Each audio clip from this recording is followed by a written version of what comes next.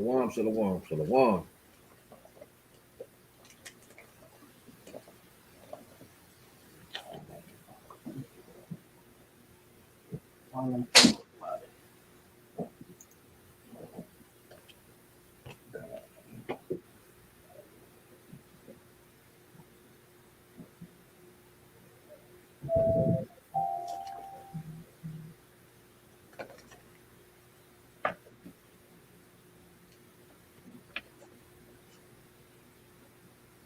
Shalawam, family, shalawam.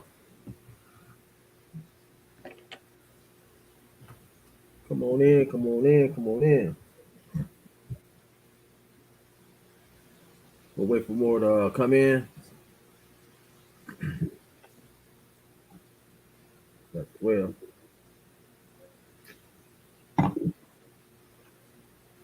Shalawam, Sister Bathia. Shalawam, Wandawana. Shalawam, family, shalawam. Shalom. Our sisters is in the building. Quarters.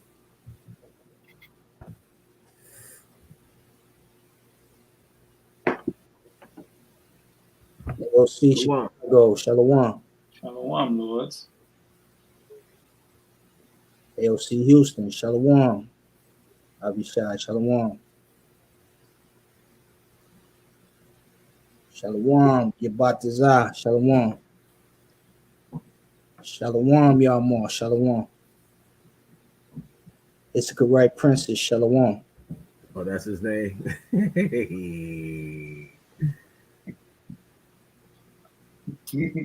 My God. God. Shalom, everybody. Welcome, welcome, welcome. Appreciate your support, first and foremost. Got to give all praises to the Most High Power, Yahweh, His only begotten Son of Mashiach Yahushai. We here again, y'all. We here again. Shalom, Sister Kanai. Sister Kanai. Shalawam. All right, brothers, y'all go ahead and introduce yourself, man. Let's get this rolling. Ambassador Yadai Gabar from out of New York. Ambassador Zion out of Cleveland. I'm Ambassador Nawa Wakar. I'm gonna turn this over to our beloved brother Zion. Got a tremendous class for y'all tonight. So go ahead, Adawan. Got the water. This lesson is for the Israelite woman tonight. I haven't really done lessons like this much. The Israelite woman get a lot of criticism by brothers, get a lot of correction, but we've been put through a lot of things, and our woman has been corrupted by this westernized world. Her mindset is off the same as ours. We're trying to get back to a natural, righteous order. And we got a lot of demons and hurdles to fight. We got a lot of stumbling blocks just placed in front of us. But this lesson is for the Israelite woman. Let me get Proverbs 8 and 4 real quick.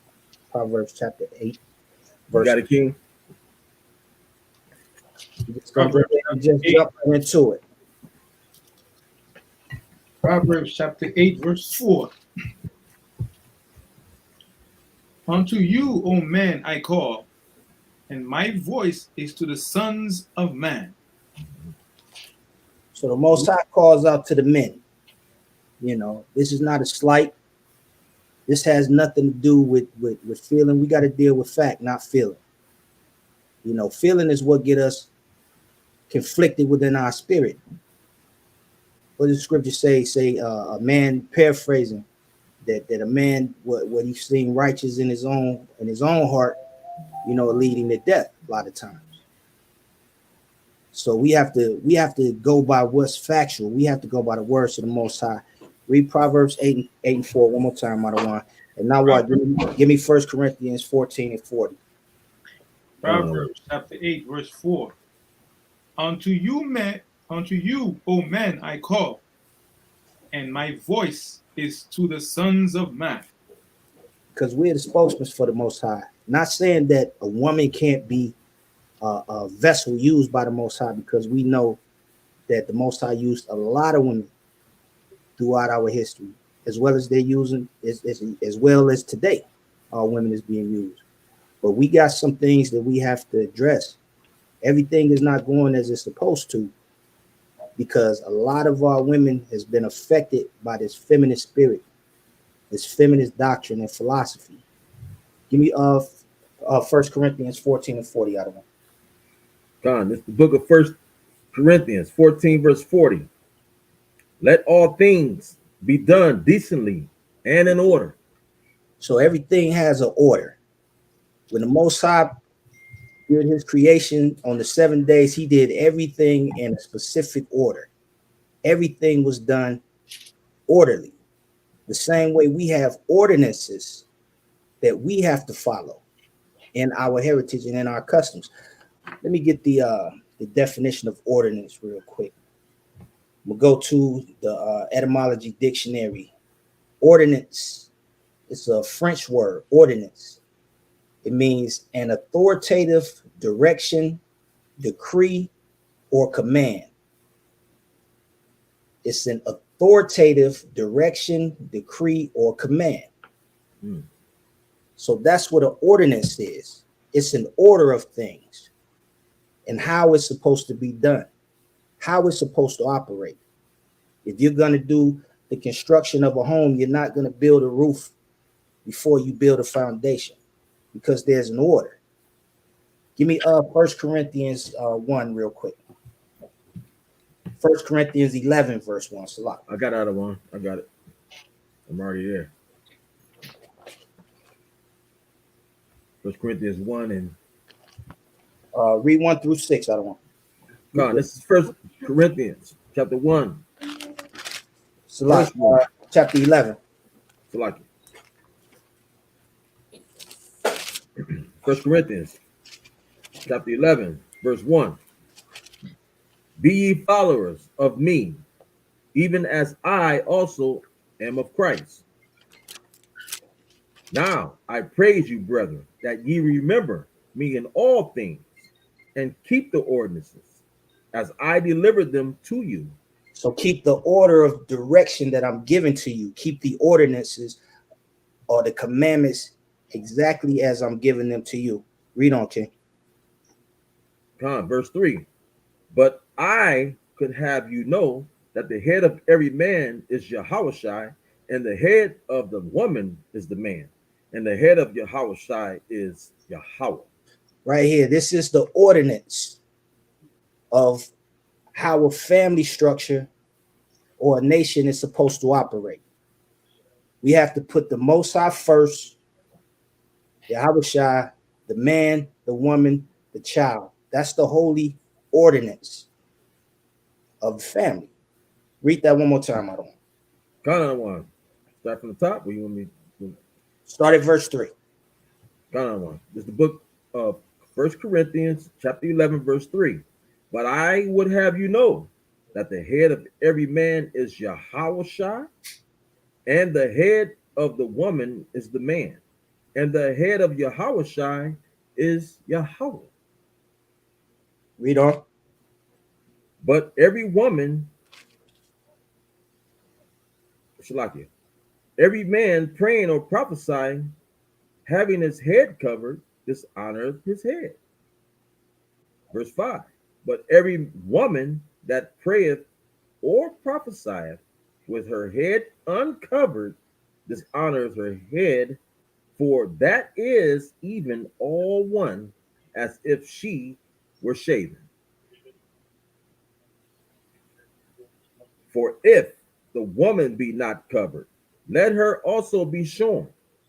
But if it be a shame for a woman to be shorn or shaven, let her be covered. Let her be what? Let her be covered. So the Israelite woman, you have to be covered. That's an ordinance. That's a decree. That's a command. So the women that are out here that are single with that feminist doctrine, I don't need a man, you know, I'm married to Jesus, all of that old foolishness that they have going on in the church. I'm married to Jesus, I don't need no man. That's not what the Bible says. The Bible says, let her be covered.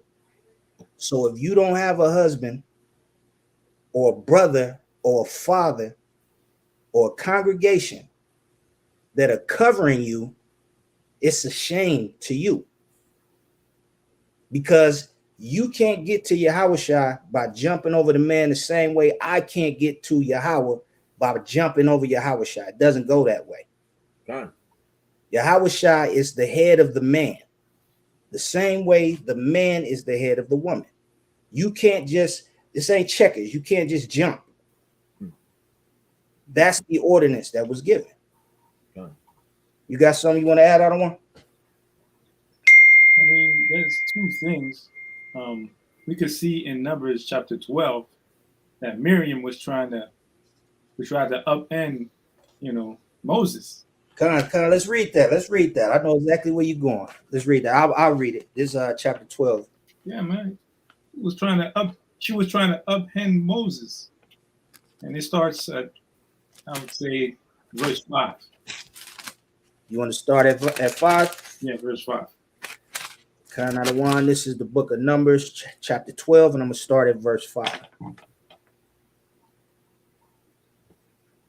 And the Most High came down in the pillar of the cloud and stood in the door of the tabernacle and called Aaron and Miriam, and they both came forth. So, you see that? Now, keep in mind, Most High came down in the pillar and came and asked for Miriam and Aaron to be there. Keep going. Verse 6. And he said, hear now my words. Mm-hmm. If there be a prophet among you, I, the Most High, will make myself known unto him in a vision, mm-hmm. and will speak unto him in a dream. Keep going. My servant Moses is not so, who is faithful in all my house. Mm-hmm. With him will I speak mouth to mouth. With mouth to mouth. You see that? Because Miriam was trying to say that Aaron is more worthy, trying to upend Moses and all that. And no, that's not going. Most I had to come down and check her, because she was trying to subvert power for Moses. You see? And you see the magnitude of the situation, because Most High said, I'm going to speak to a prophet in a vision, and I want to speak to Moses mouth to mouth. So the fact that he had to bring her and Aaron in front of him to make him understand, that was a big deal. So our women need to understand, like, Most High is not playing games. Like, keep reading. Let's see what happened to her. Start back at the beginning of verse 8. No, yeah, go ahead. Yeah. With him will I speak mouth to mouth, even apparently and not in dark speeches. Mm-hmm. And the similitude of the Most High shall he behold. Mm-hmm. Wherefore then ye not afraid to speak against my servant Moses. See, that goes back to David and Saul, and the fact that David was not willing to lift up his hand against the Lord's anointed. Keep going. Verse 9. And the anger of the Lord was kindled against them, Mm-hmm. and he departed. Keep going. One and more. The cloud departed from off the tabernacle, and behold, Miriam became leprous, white as snow. And Aaron looked upon Miriam, and behold, she was leprous. There you go. And we're not going to go too far from the lesson, but she had to stay out of the camp. She had to be checked. That's right. Let me drop down a little further, and I want to add this to it. I'm gonna drop down to Marie verse 14 and 15. Mm-hmm. And the Lord said unto Moses, if her father had but spit in her face, should she not be ashamed 7 days? Let her be shut out from the camp 7 days, and after that, let her be received again. So right here, Moses is saying only if her father would have corrected her righteously, this wouldn't have happened to her. See? She would have known to keep her foot. And can I get something though? What you got? People use this verse and they talks about head covering, right? Talk about a man shouldn't cover his head, things like that. Our beloved brothers in A.O.C. brung this out before, anyway. But I want to get another verse. I want to get Isaiah 30. Start at 1. Right? Because this is what it's talking about. It's not talking about covering your head. This is going into using another power, another God. Okay, this you taking another God and putting him before our power. Okay, give me Isaiah 30 and 1. Read that for me, other one. Isaiah chapter 30, verse 1. Woe to the rebellious children, saith the Lord, that take counsel, but not of me. See, we take counsel of these other nations like we do today in America. We taking counsel of another God. We following Christianity. That's why we feel like we can do as much evil as we want to. Right? Read on. And that cover with a covering, but not of my spirit. Say that again. And that cover with a covering, but not of my spirit. See, we take a covering of another spirit. Our covering is these commandments. See, that's the covering, and you have to obey Hamashiach Yahweh and Yahweh. That's our covering. It has nothing to do with the head covering, because it says the head of every man is what? Christ. And the head of Christ is who? Yahweh. See, it's not dealing with none of that. Because let's go to 1 Samuel right quick. One more verse. I don't want. I think it's the 15th, right? 15 and 23. Huh? 15 and 23, Lord. Yep. I know what that is. I just want to make this clear because people use that verse and say, "Hey, you can't cover your head," things like that. So, 1 Samuel chapter 15, verse 23. For rebellion is as the sin of witchcraft, and stubbornness is as iniquity and idolatry. Shalakia. Let me.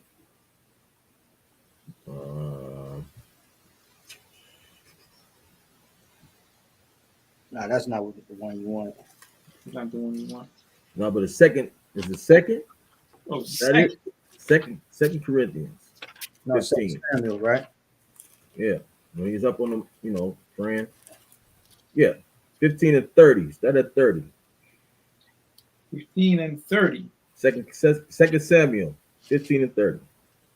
And David went up by the ascent of Mount Olivet, and wept as he went up, and had his head covered. It had his what?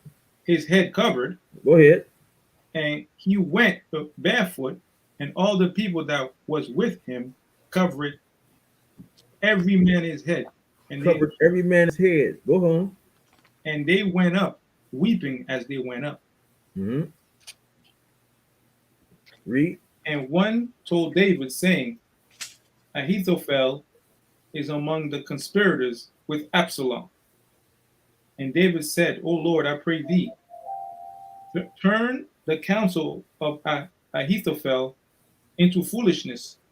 And it came to pass that when David was come to the top of the mount where he worshipped Yahweh, behold, Hushai the Archite came to meet him with his coat rent and earth upon his head. So stop right there. So in 31 it says he was praying. In 1 Corinthians it said you can't pray, but he had his head covered. He said you can't pray with your head covered, but he was praying with his head covered. So what is what? I just want to bring that out, Adawan. Man, we know that we know that the Most High, he made specific uniforms or garment for the temple priests to wear, and they all had to wear bonnets and crowns on the bonnets and whatnot. I mean, turbans, so on and so forth. But they use that verse to justify that women have to be covered all the time. But let's calculate from the law's perspective. when women had to bring forth a baby, whether it be a man child or a woman, they couldn't come to they couldn't come to worship. They was unclean. God. So the man was covering her while she wasn't there. That's right. God.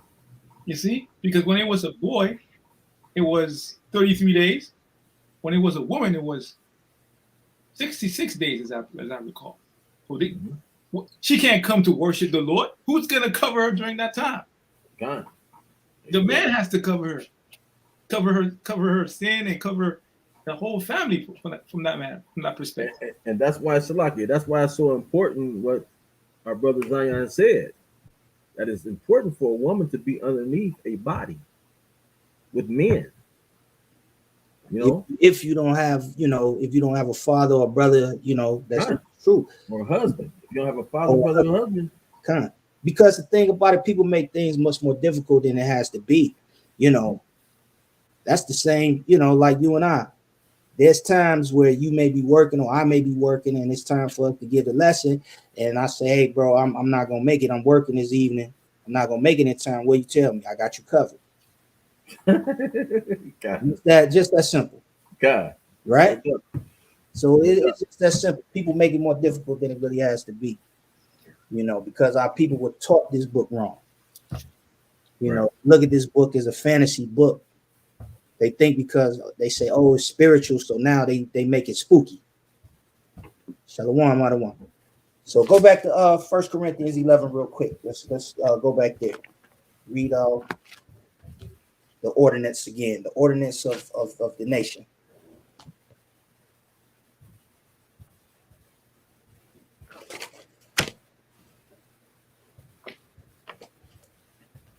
First Corinthians. Okay. 1 Corinthians 11:3. But I would have you know that the head of every man is Christ, and the head of every woman is the man, and the head of Christ is Yahweh. That's right. So we have to cover one another. So Israelite woman, you can't jump over the Israelite man in order to get to Yahweh. Let's go to Numbers 30 real quick. Let's go back to Numbers. Numbers chapter 30. Let's start at the beginning. Let's start at verse 1.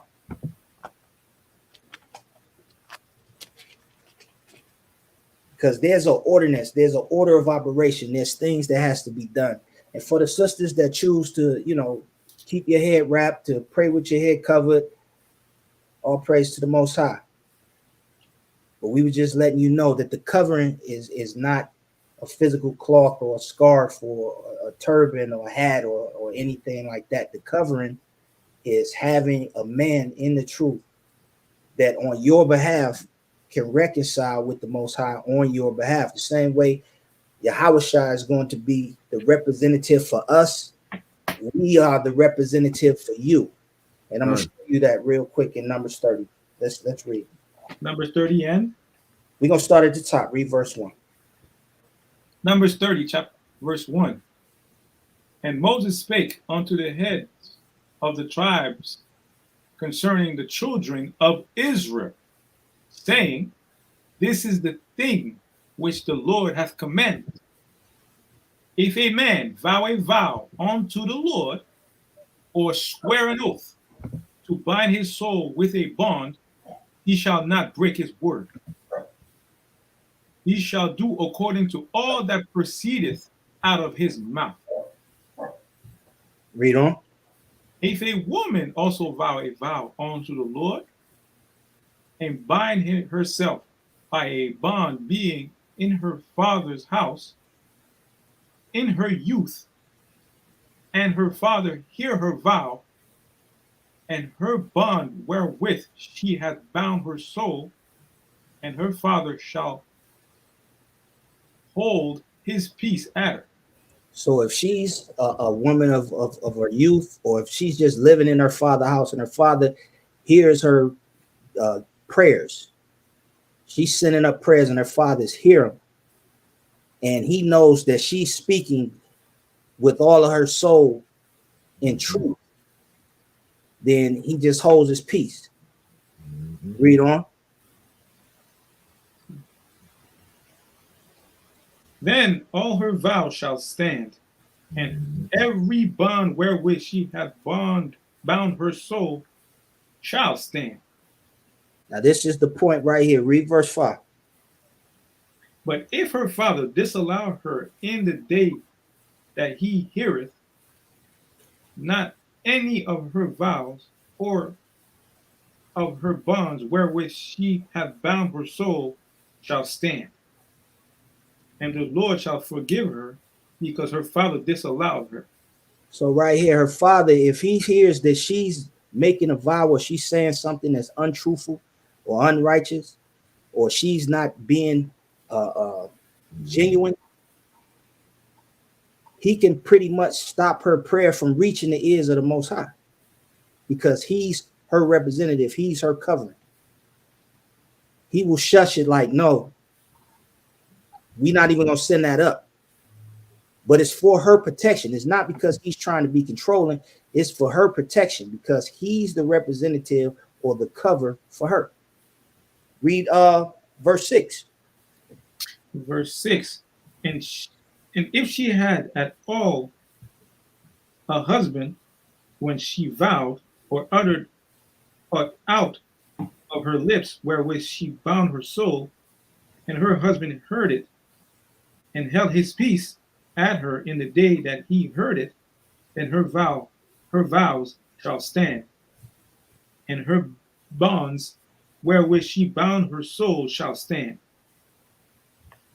But if her husband disallow her on the day that he heard it, then he shall make her vow which he vowed, and that which she uttered with her lips wherewith she bound her soul of none effect, and the Lord shall forgive her.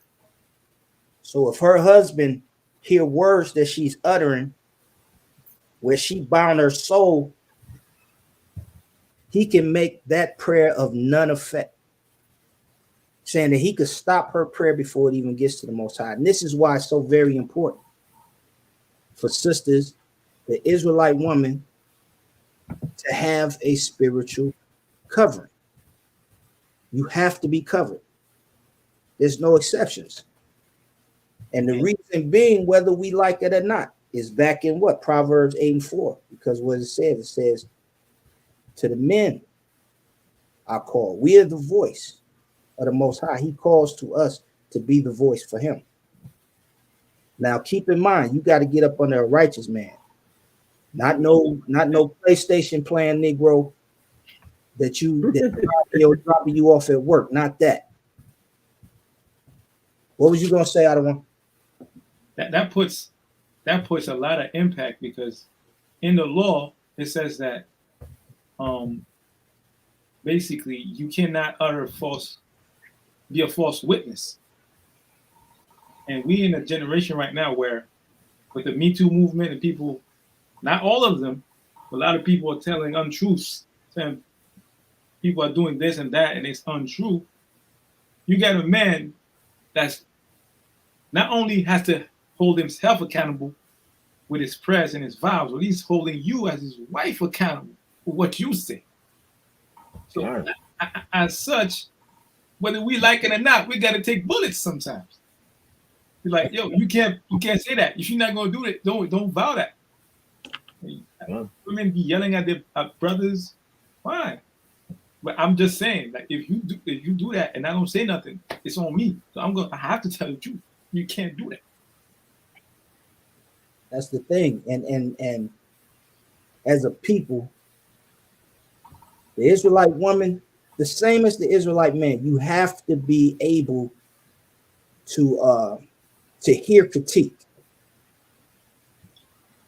You have to be able to hear it. It may hurt your feelings, but sometimes you have to suppress those feelings if what's being spoken is truth. Because a lot of times when people tell you the truth, that is when your feelings get hurt. The truth hurts, right? That's what they say. That's what they mean by that. God. That reminds me of an episode I used to watch, a TV show I used to watch. They would put money on the table, and every time you would make a wrong decision, money would be taken off the table. We, as we know, Israelites, we are visual people. Unless we see the pain coming out of us or in some type of manner we're being hurt, most of us, we're not gonna change. Hey, daughter. We're not gonna feel that pain. But that pain is coming. Might as well just take it from the ego rather than for it to multiply and compound sin upon sin. Can I just say one thing? I think a lot of our women, when they come into the truth, it's very hard for them to adjust because the scriptures, I'm not saying the scriptures is, against women or anything like that, but it's an adjustment from what they're used to in America. It's an adjustment. Keep in mind, you're 16 years old and you're being told by your parents you look cute and you can have anything you want. And nobody tells you no. And nobody says, no, no, princess, no. Nobody told you no. And one time a man of the Lord tells you no for your own good, you get angry. Or somebody tells you no, or even family members tell you no. Bring it out, King, because it's amazing. You know what I'm saying? That our women, it's hard for me to say. I don't want to feel like I'm bashing or anything like that. You know what I'm saying? I don't want to let make the women feel like. But the fact is the truth is the truth. Our women have been put in America as above the man. That's just what it is. They above the man in every way. And it's the truth. Right? Am I wrong? That's okay. That's okay because as we know, the wicked ones planted the seed, but the fruit that bears is a wicked one. And it's unfortunate because our sisters, once they get to that point when they realize, man, they've been leading me up off the path, and now I'm this type of person, then they have to destroy a fortress, a castle, a stronghold in their mind that they cannot even see. As we know, we are visual people. You can't even see the stronghold. God. You cannot even see objectively yourself. So as men, we have to tell our sisters, you can't do that. But see, this is the thing. You say in America, but it's not. It's the Israelite women that are being fed that. You understand what I'm saying? You never heard an Asian woman say, "I'm a strong Asian woman." No. Yep. You never heard that. You see what I'm saying? That's the Israelite woman being fed that. Yep. I ain't never heard a Caucasian woman say, "I don't need no man. I'm a strong white woman." Right. You've never heard that. Yep. It's just the Israelite woman that's being fed that feminist attitude, that feminist philosophy. Yeah. Our women, it's hard for our women to change because first and foremost, the father's not in the house. You know what I'm saying? He's not there, so all they've been getting is pampered. They've been getting pampered their whole life, so it's like,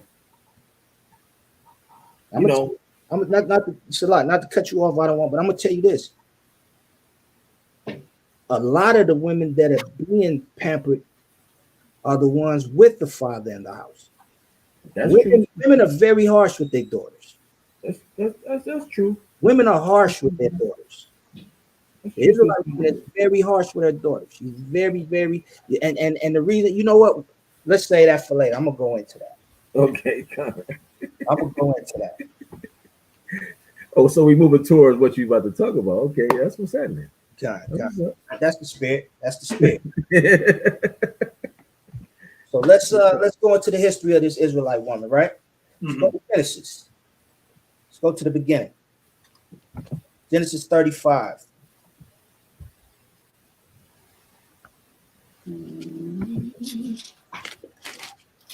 Genesis 35, verse. 1 second. I don't want start at verse 23. We're gonna go 23 to 26. Okay. Let's see. Genesis 35, 23 to 26, right? Kind of one. The sons of Leah, Reuben, Jacob's firstborn, and Simeon, and Levi, and Judah, and Issachar, and Zebulun. The sons of Rachel, Joseph and Benjamin, and the sons of Bilhah, Rachel's handmaid, Dan and Naphtali. And the sons of Zilpah, Leah's handmaid, Gad and Asher.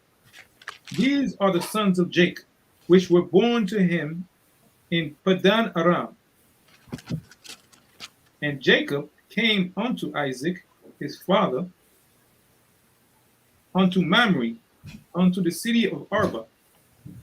Where you read that, Aaron? Genesis 35 and 23. 23. You at 23 now? I'm at 27.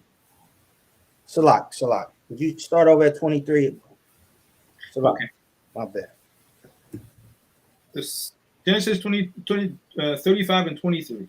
The sons of Leah, Reuben, and Jacob's firstborn, and Simeon, and Levi, and Judah, and Issachar, and Zebulun. So these are Leah's daughters with Jacob. These are the progenitors of the patriarchs of the children of Israel of the different tribes. Simeon, Levi, Judah, Issachar, and Zebulun. And Reuben. These are the sons of Leah with Jacob. Right. Okay, so let's read on. The sons of Rachel, Joseph, and Benjamin. So Rachel's sons are who? Joseph and Benjamin. Okay. So we know that Rachel was the woman who Jacob labored for 7 years, ended up laboring for 14 years for. And Leah was the daughter that he was given first. You can read that on your own. If you go back into Genesis 29, it'll break down the whole story for you. But right here, Leah and Rachel are the two wives that Jacob had that was given to him by his uncle Laban, his mother's brother. So let's read on. And the sons of Bilhah, Rachel's handmaid, Dan and Naphtali. And the sons of Zilpah, Leah's handmaid, Gad and Asher. These are the sons of Jacob, which were born to him in Padan Aram. Stop right there. So these are the handmaids of both of his wives that also was sent with their daughters. These were his daughters, Laban's daughters' handmaids. So when Jacob ended up receiving the daughters as the wives, their servants went along with them as well. So you can see Jacob, the progenitor, our forefather, the progenitor of the 12 tribes of Israel, he had children by 2 sisters and 2 handmaids. Right? Right. So just so it's clear, what will make you an Issacharite? What will make you a Benjamite, a Zebulunite, a Judite, so on and so forth, is coming from one of these men. You are of the loins or the lineage of one of these men. The same way all of these men have the same father, but they have different mothers. So the Bible deals with patriarchy. It deals with the man. Back to Proverbs 8:4 once again. It deals with the man. It doesn't mean that the woman is less valuable. It's just what it is. That's just what it is. So if you can be one of the 12 tribes of Israel solely based on the man out of patriarchy, as it says in Numbers 1:18. Huh? Read that real quick. I don't want. So you come out of one of the loins of one of these men, which was begot by our forefather Jacob. 4 different women. Mm-hmm. So Israel will never die out. Whether the Israelite woman gets right or not. As you see, the nation of Israel will continue with or without. Read that. I don't want. Numbers chapter 1, verse 18. And they assembled all the congregation together on the first day of the second month. And they declared their pedigrees after their families by the house of their fathers, according to the number of the names from 20 years old and upwards. So by the house of the fathers, because this is the thing, each and every one of us was spawned from our father. You know, you got the Kemetic teachings where they want to say, you know, the woman is God, life starts with the woman, so on and so forth, which is all foolishness. When you look inside of a woman's womb, you look into her ovaries, there's no life there. But when you look into a man's loins, what? You see the seed swimming alive. So that's where the life starts. And like I say, this is not to belittle, this is just facts over feelings. Even when the woman carries and develops the seed of the man, which is very, very important because there will be no life without you. But even when you look into basic science, what is the placenta's responsibility? The placenta's responsibility is not to allow the mother's blood to enter into the child's bloodstream. So even there, the father, that is the father's child.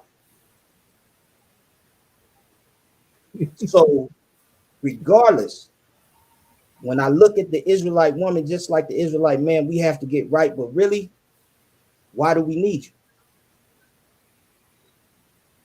I'm going to show you why we need you. Go to Nehemiah chapter 3 real quick. This is why we do need you, and this is why we need you to get right. Hey, what you just brought out though, a lot of people don't know that about the placenta. God. It separates the blood of the child from the mother's blood. It feeds the nutrient to the child, but it separates the mother's blood. Go to Nehemiah chapter 3, read verse 11 and 12. Nehemiah chapter 3, verse 11. Malchiah, the son of Harim, and Ashub, the son of Pahath Moab, repaired the other piece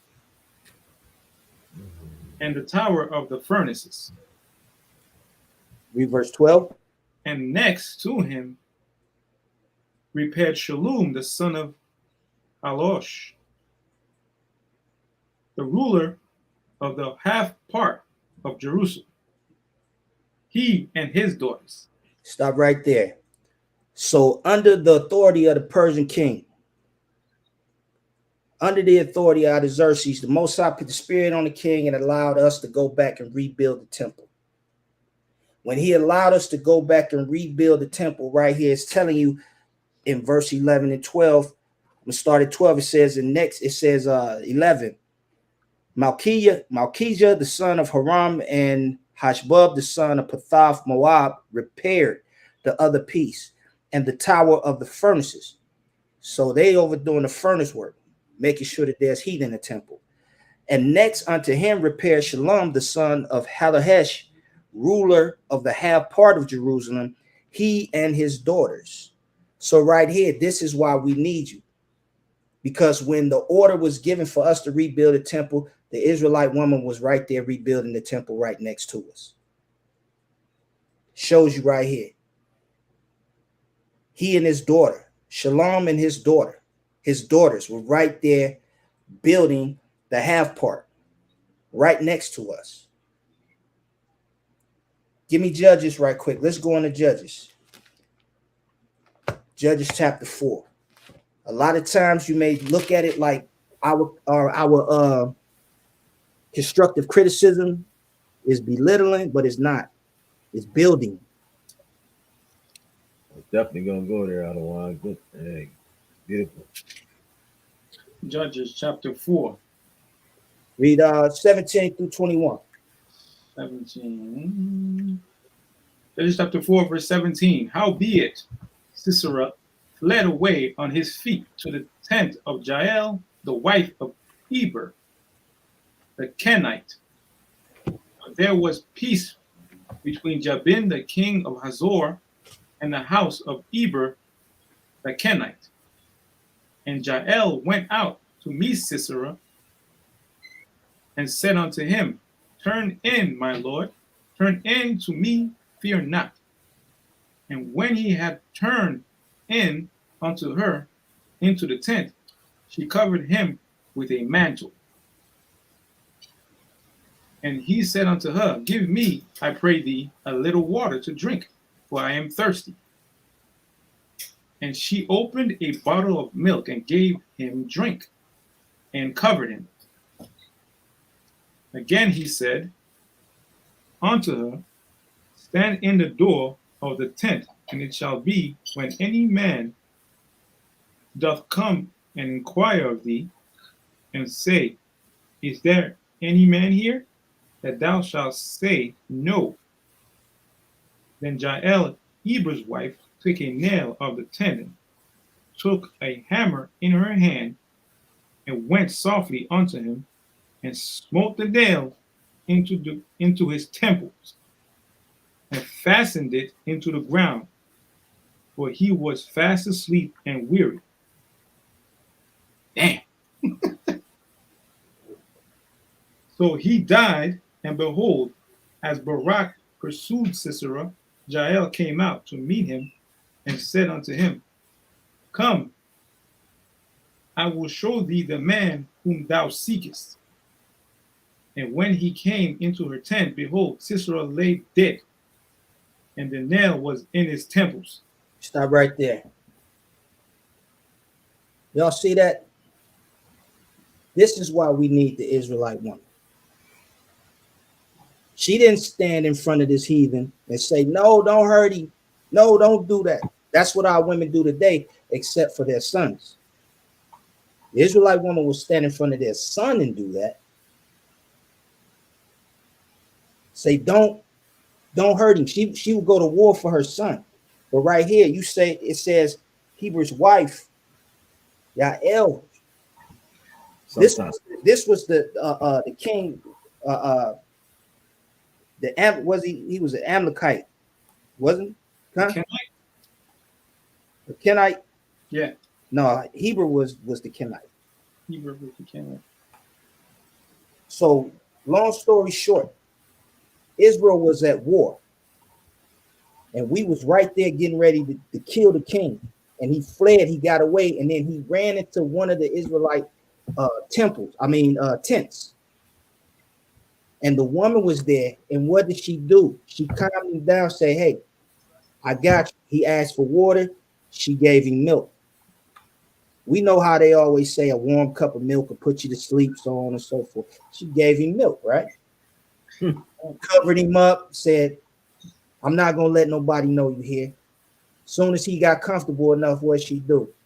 She took that nail and she drove it straight through his head, nailed him to the ground. And then went and told the rest of the tribe, hey, the man that you're looking for is right here. They didn't even have to lift a finger. This is our Israelite woman in her right mind. Love it, man. Gotta love it. Shalaki, can I show you another one? Go ahead, Ken. Brother, give me 2 Maccabees, the 7th chapter. Just real quick. Oh, yeah. Come. Our sisters are powerful, man. We love our sisters, man. Love our sisters, man. They say that the Israelites hate women. No, we don't hate women. We love our sisters, man. You got so many. Esther, you know what I'm saying? I mean, come on, man. But yeah, give me 7th chapter, 2 Maccabees. Let's just start from the top right quick, and then we're gonna jump. Y'all can read the rest. 2 Maccabees chapter 7, verse 1. And it came to pass also that 7 brethren with their mother were taken and compelled by the king against the law to taste swine's flesh, and were tormented with scourges and whips. See, they were tormented with scourges and whips. You know how hard that is for a mother to see? A mother to see her son getting what? Scourged with whips. Just think about it.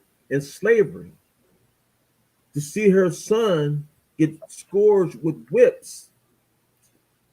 The mother is so connected to that child within her womb from the beginning.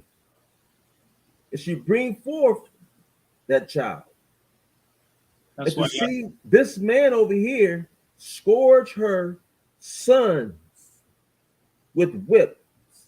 You know the mother's more attached to the man, to the son, and the father's more attached to the daughter. That's just the way it is. That's how it is. Okay. You know what I mean? We that, love that our shows, daughters to death, our men do. that shows You to you know? that she had to supersede her own connection, love, nurturing nature for the greater good.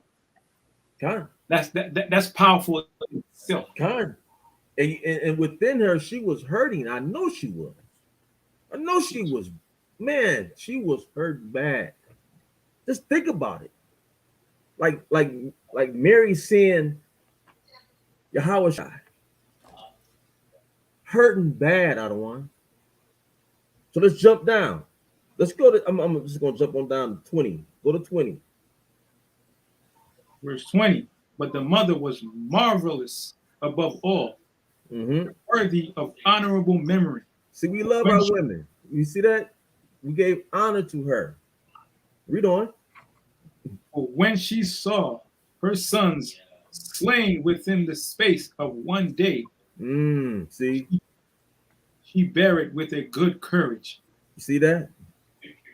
She buried with a good courage, but you know, inside of her, she was furious and just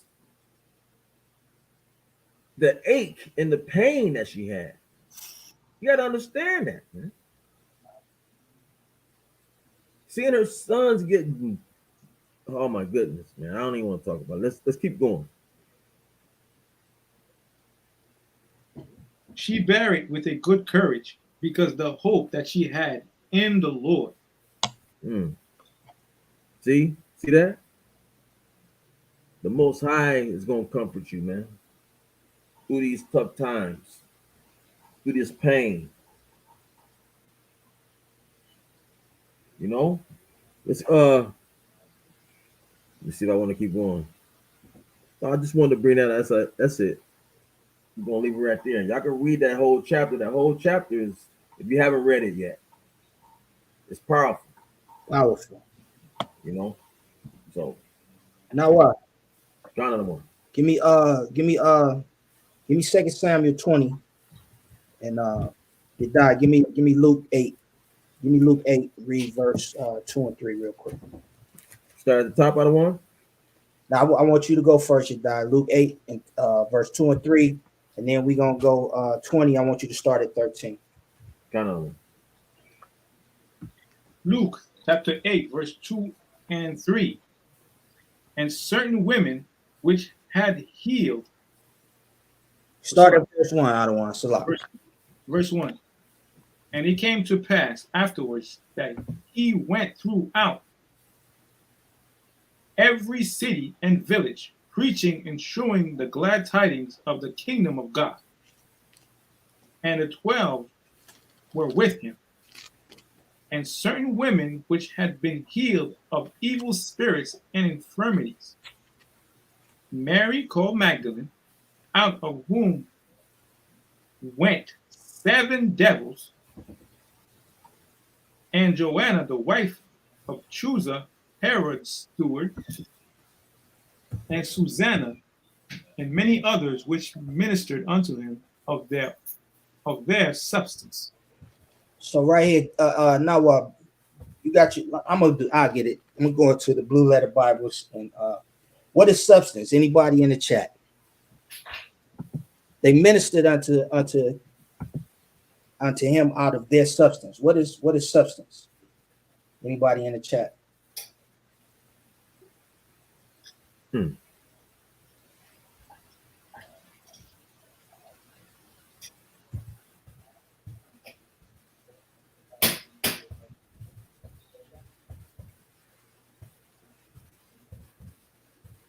It's correct, Princess. Not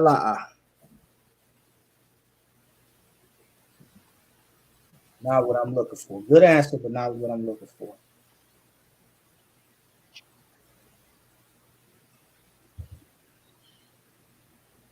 Sister Bathia Khan. Khan. That's exactly what it is. Administered out of their substance. I'm going to read the definition of substance.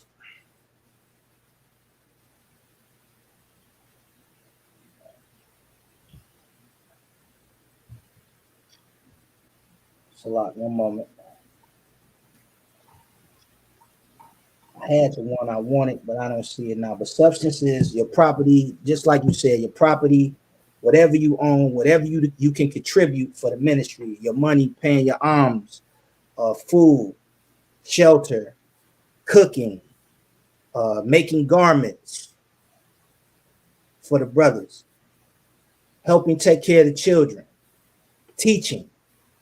So they ministered, the women ministered and gave of their substance, their time, and their talent. Kind. So this is why we need you, Israelite woman. This is why we need you. Bring that 2 Samuel out, King. Start at verse 13. Ghana one. It's the book of 2 Samuel, chapter 20, verse 13. When he was removed out of the highway, all the people went on after Joab to pursue after Sheba, the son of Bichri, Salakia. Verse 14. And he went through all the tribes of Israel unto Abel and to Beth Makkah and all the Berits, and they were gathered together and went also after him. Verse 15. And they came and besieged him in Abel of Beth Makkah, and they cast up a bank against the city, and it stood in the trench, and all the people that were with Joab battered the wall to throw it down. Then cried a wise woman out of the city, Hear, say, I pray you, unto Joab, come near hither, that I may speak with thee. Verse 17. And when he was come near unto her, the woman said, Art thou Joab? And he answered, I am he. Then she said unto him, Hear the words of thine handmaid. And he answered, I do hear. Verse 18. Then she spake, saying, They were wont to speak in old time, saying, They shall surely ask counsel at Abel. And so they ended the matter. 19. I am one of them that are peaceable and faithful in Yasha'Allah, in Israel. Thou shalt seekest to destroy a city and mother in Israel. Why wilt thou swallow up the inheritance of the Lord? And Joab answered and said, Far be it from me that I should swallow up or destroy. Verse 21. The matter is not so, but a man of Mount Ephraim, Sheba, the son of Bichri, by name, have lifted up his hand against the king, even against David. Deliver him only, and I will depart from the city. And the woman said unto Joab, Behold, his head shall be thrown to thee over the wall. Verse 22. Then the woman went unto all the people in her wisdom. In her what? In all her wisdom. Read on. And they cut off the head of Sheba, the son of Bichri, and cast it out to Joab, and he blew a trumpet and they retired from the city, every man to his tent. And Joab returned to Jerusalem unto the king. Stop right there. So you see that we were under ruins. The men were not around to fight. So they came to besiege the city and tear the city up. So what did she do? She used her wisdom and got rid of the problem. She got rid of the problem. This is why we need you to be helpmeets for us, Israelite women. We need your courage. We need your nurturing. We need your encouragement. We need your wisdom. That's why we need you. What you got to say, Adawan? Luke 9:62, Lord. I'll get that for you. Bring it, bring it, bring it. Beautiful. It's hard for a brother to look in two different directions at the same time. And the Lord, He commanded us to do what? Can you read what the verse what? Come on, this is the book of Luke, chapter 9, verse 62. And Yahushua said unto him, no man having put his hand to the plow and looking back is fit for the kingdom of God. So we as men, He called us, right? And we had to put our hands to the plow, and we had to plow the ground and put seeds as we go. But we can't look behind us. But we need the sisters to guard our backs, man. We can't do everything. It's physically infeasible. Like, we need sisters to be behind us, be like, yo, we gotta help our brothers put our hands to the plow. Not to the plow, but put our hands to work and help them in any manner we can. Because we out here plowing, and we have to command two oxen, one that is aged and one that is young, and they have to walk in one direction. And we have to watch what we're doing, because we can't, ever put your hands in front of you and try to turn around, your hands is going to follow your body. Your hands is going to follow your body wherever you go. So we have to stay here. What we're doing is focus on here, the kingdom. And you behind us, we got y'all. But if I have to watch you, watch what you're doing, and look forward, nah, it's going to be a lot of work. That's right. That's right. Can I bring out one more thing? I'm Go sorry. ahead. I don't want to interrupt your class. So give me Proverbs 31, man. Classic. Beautiful. You going there? La'ah. Okay. La'ah. That's beautiful. It was popped in my head. Spirit. That's right. Proverbs 31. Start at 10, other one. Come. It's the book of Proverbs, chapter 31, starting at verse 10. Mm-hmm. Who can find a virtuous woman? For her price is far above rubies. The heart of her husband doth safely trust in her, so that he shall have no need of spoil. See that? This is an Israelite woman right here, man. You know what I'm saying? This is how our women supposed to be in this confined world. This world is then took the minds of our women and removed this right here. And you see that verse? It says no need of spoil, right? Don't need us. Go ahead. Jacob did not go out and take the handmaids of Leah and Rachel. If you read the story, they were given to him by his wives. That's a key point. He didn't want them women. They were handmaids to them. They was there to help his wives. Given by Laban to help his wives, to help him. Right. That's right. But his wives said, Rachel, she couldn't have children. Most High closed her womb. Mm-hmm. So Rachel, she saw the importance of creating a nation. She said, now go on to my handmaid and have a child. Mm-hmm. So that takes a lot of willingness to give for the bigger picture. God. Think about King Solomon and all the concubines he had. The Most High gave him these women, man. Handed it to him. And a lot of our women get upset about that situation. You know what I'm saying? But the most high does this. This is all his doing. We have to understand that. So keep reading on that, Adawan, if you don't mind. I want to get some out of that. Verse 12, Proverbs 31, verse 12. She will do him good and not evil all the days of her life. See that?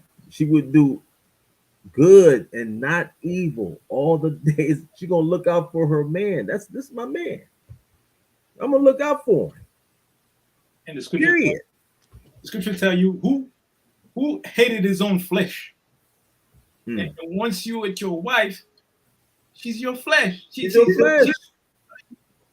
You're not gonna hate your wife. She's you, basically, an extension of you. Mm-hmm. Man, it's just, man.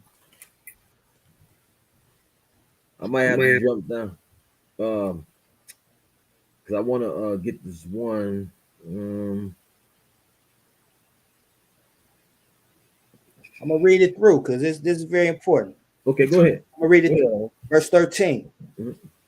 She seeketh wool and flax and worketh willingly with her hands. See that? A woman works. Y'all say she don't have to work. Woman work. No, what was she created to be? A helpmeet. So you can't be a helpmeet if you're not working. You're not working. You're not supposed to be sitting at home and just whatever. You know what I'm saying? Especially at the times as we have right now. You need two incomes in order to survive in this world today. Yeah, right now, most definitely. You know what I mean? So whatever it takes to make the family go, this is what a virtual woman is. What is handle that? In verse 10, the verse 10 was a question. It says, who can find a virtuous woman? It didn't say that they were plentiful. Right. It said that they were rare. Like rubies, right? That's deep. That's deep. Go ahead. Verse 14, she is like the merchant's ship. She bringeth her food from afar. She rises also while it is yet night and giveth meat to her household and a portion to her maidens. See that? This is a woman that goes and get it.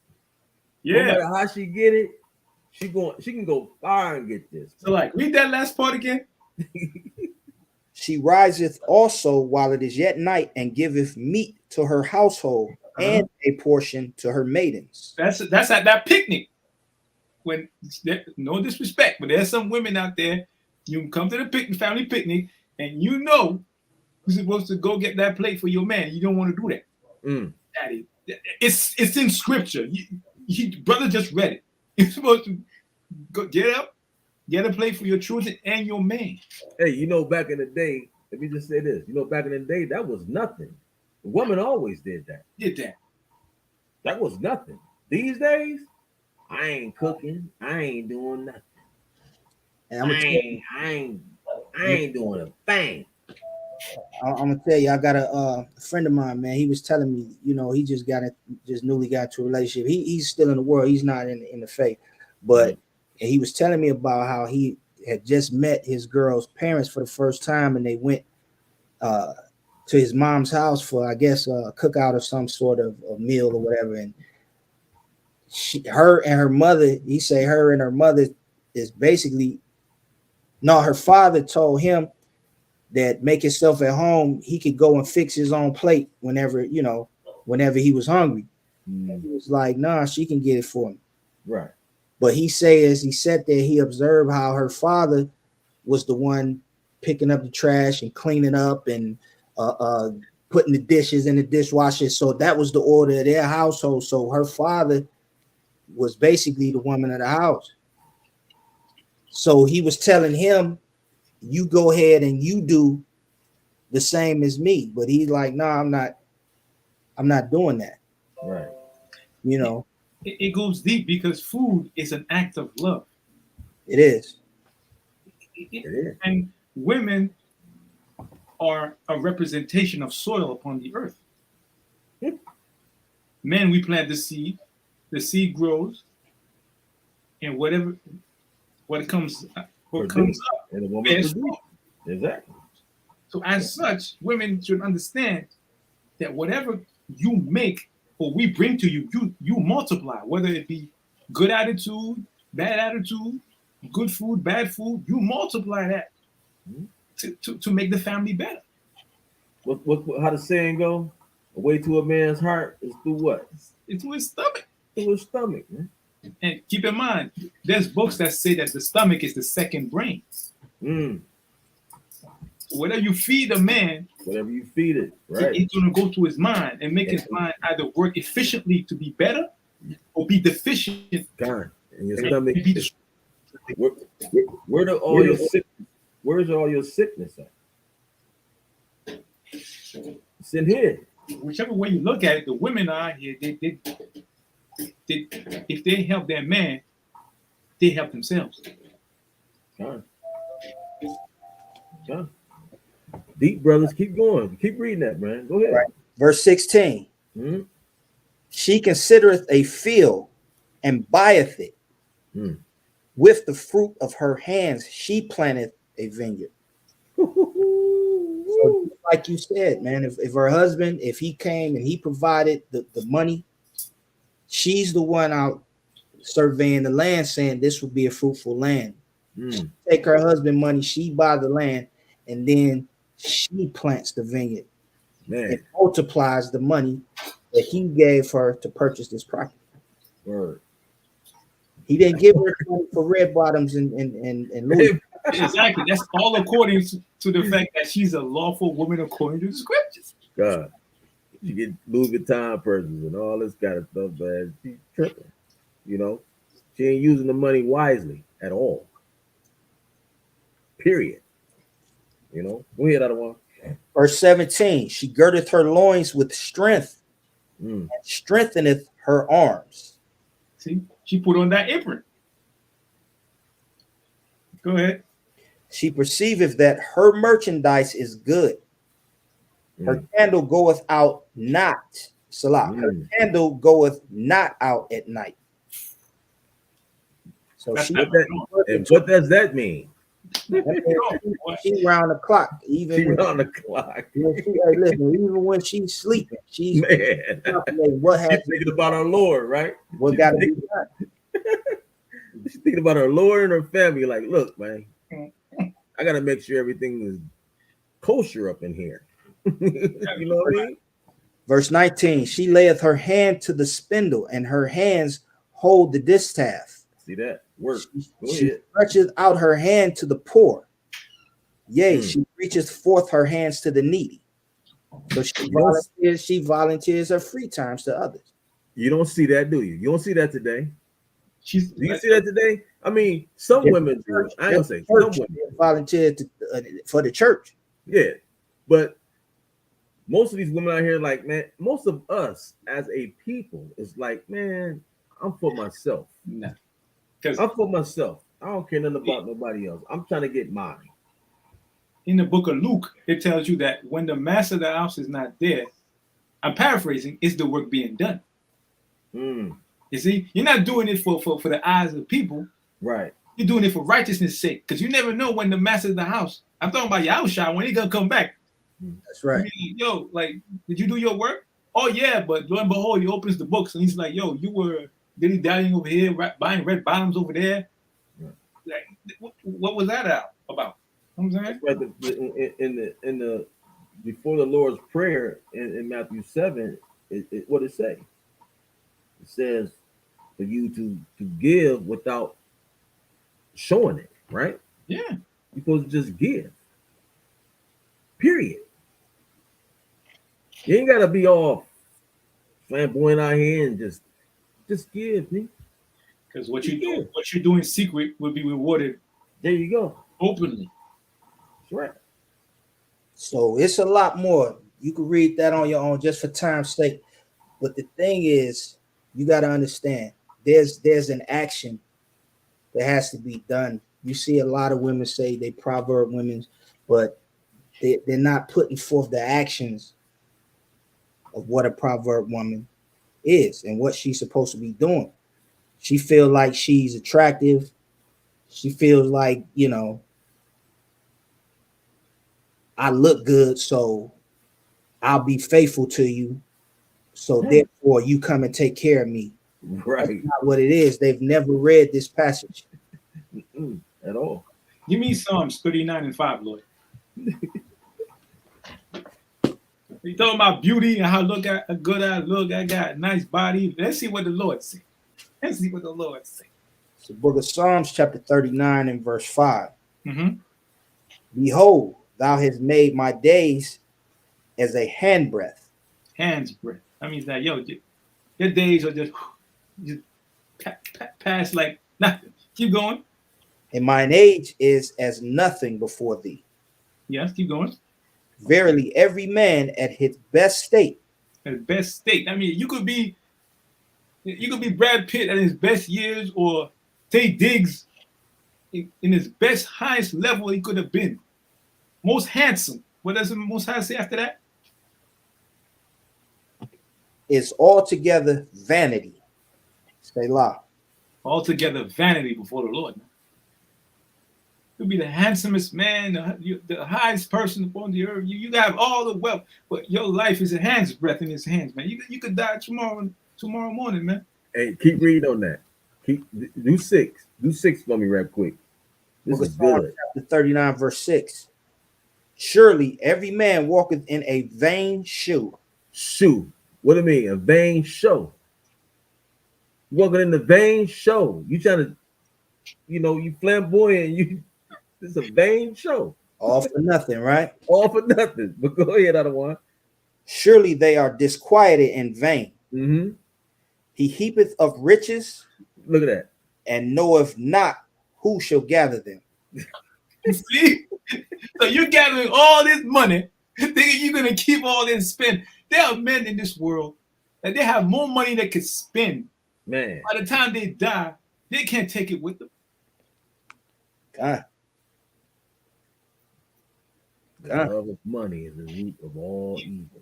Heap yourself riches that cannot perish, man, with the Most High, man. But what happened to us? What happened to our families? What happened to our men? What happened to our women? You know what? Jeremiah, somebody give me Jeremiah 31 real quick. Go ahead, say what you got to say. I'm just gonna say this one little thing. It's because we didn't have anything. We never had anything as of what they consider glory or considered wealth and things like that. That we have just removed our morals and things like that out of the way. Because we had everything. I had everything when I was young. When I go back and I look at it, even though we wasn't rich, you know what we had? We had some type of family there, man. Family structure. We had love, man, in our neighborhoods and things like that. Couldn't nobody come in our neighborhoods and disrupt that. We were safe. There wasn't no guns. There wasn't no violence. There wasn't none of that, man. We used to play in the sandbox and just live up. Was in its place. Huh? There were drugs, but they just wasn't sold. It wasn't out here. Like you see what I'm saying? Yeah. There was places that you could go where there was lewd activity, but it was in those places. It wasn't in the wide open for the children to observe. Right. Or because your parents cared. Your parents cared about you a little bit. You know what I'm saying? It was like, look, y'all go somewhere else. We finna do this over here. Y'all go in other areas. We're not gonna put this before you like that. Now, there's certain areas where, the mother and father didn't give a damn. But most of the time, I'd say 80% of the time, the parents were like, y'all go somewhere else. This is grown folks' business right here. We didn't see those things. A lot of it. No, not in the house. No. So I just wanted to bring that out. I'm sorry. I ain't gonna interrupt you no more. Let me Jeremiah 31 and 22 real quick. Jeremiah chapter 31, verse 22. Because I asked the question, what happened? How long wilt thou go about? How, O thou backsliding daughter? For the Lord hath created a new thing in the earth. A woman shall compass a man. And this was all done by design to place the Israelite woman above the Israelite man, to make the world that Esau's created attractive to the Israelite woman. This is Esau's heaven, and the Israelite woman, she loved this place too. So a woman was put in a position to where she compassed a man. Started back where? When started giving welfare, and the woman couldn't be in the home. So once the woman started receiving the benefits where she had her rent paid, clothes vouchers, utilities were paid, food stamps, you could get low income loans. They put you in positions at your job to where you could purchase your home, Section 8, all of these different things. You felt like, hey, what I need him for? I got everything that I need right here. I could do what I want to do. I don't have to listen to him.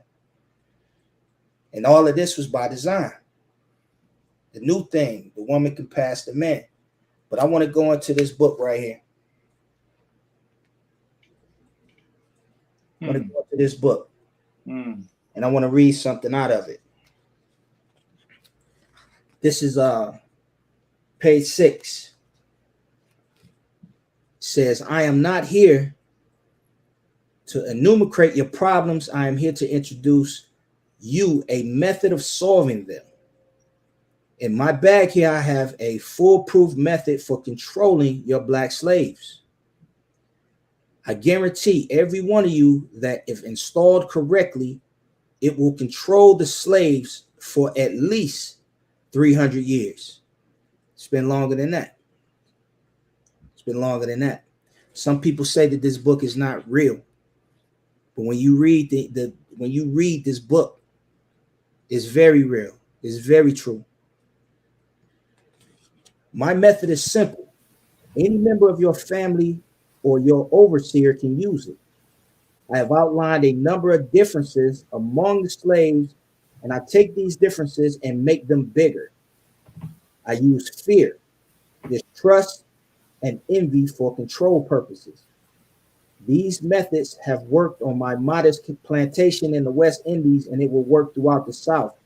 Take this simple little list of differences and think about it. On top of my list is age, but it is there only because it starts with A. The second color or shade, there's intelligence, size, sex, and the size of the plantation status. I'm going to drop down. Black slaves, after receiving this indoctrination, shall carry on and become self-fueling, self-generating for hundreds of years, maybe thousands. Don't forget, you must pitch the old black male versus the young black male against the old black male.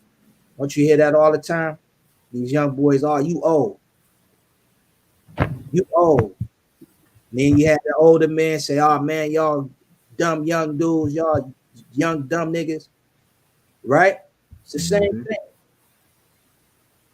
It's the same thing. It says you must use the dark-skinned slave versus the light-skinned slaves, and the light-skinned slaves versus the dark-skins. You must use the female versus the male, and the male versus the female. It's a lot of the gender wars that's going on now. You must also have white servants and overseers who distrust all blacks, but it is necessary that your slaves trust and depend on us. They must love and respect only us. Let me go over to page 10. It says, so what do we need? First of all, we need a black nigger man and a pregnant nigger woman and her baby nigger boy. Second, we will use the same basic principles that we use in breaking a horse, combined with some more sustaining factors. What we do with horses is we break them from one form of life to another. That is, we reduce them from their natural state in nature. So what is that? To let the woman compass the man. What's the natural state? A family structure. What's the natural state? 1 Corinthians 11. And 3. The Most High, Yahweh, the man, the woman, and the child. That's our natural state. So they removed our natural state. Whereas nature provides them with a certain capacity to take care of their offspring, we break that natural spring of independence from them, thereby create a dependency status. What is that? That's Deuteronomy 28, right? Huh? We're going to have to go to our enemy for want of all things. Right? So that we may be able to get them from useful production for our business pleasure. We the business of them. That's why they call it chattel slavery, right? So the independent operation of the family was taken from us. That's why our women are against us. We are against our women. We have to go back to our natural order of things, which is what? The Most High, Yahweh, the man, the woman, the child. Right? What's that you got, I don't want? No, this is just the laws that they put on wax. Let's put it like that. You know, American slave code, theory and practice that they have behind closed doors. So I just wanted to put that out there too, along with the Willie Lynch. Because this is how they treated us. If you can get this book right here, I'm trying to tell y'all, it's got a lot of information in here. Okay, about the codes that they use and things like that to divide us.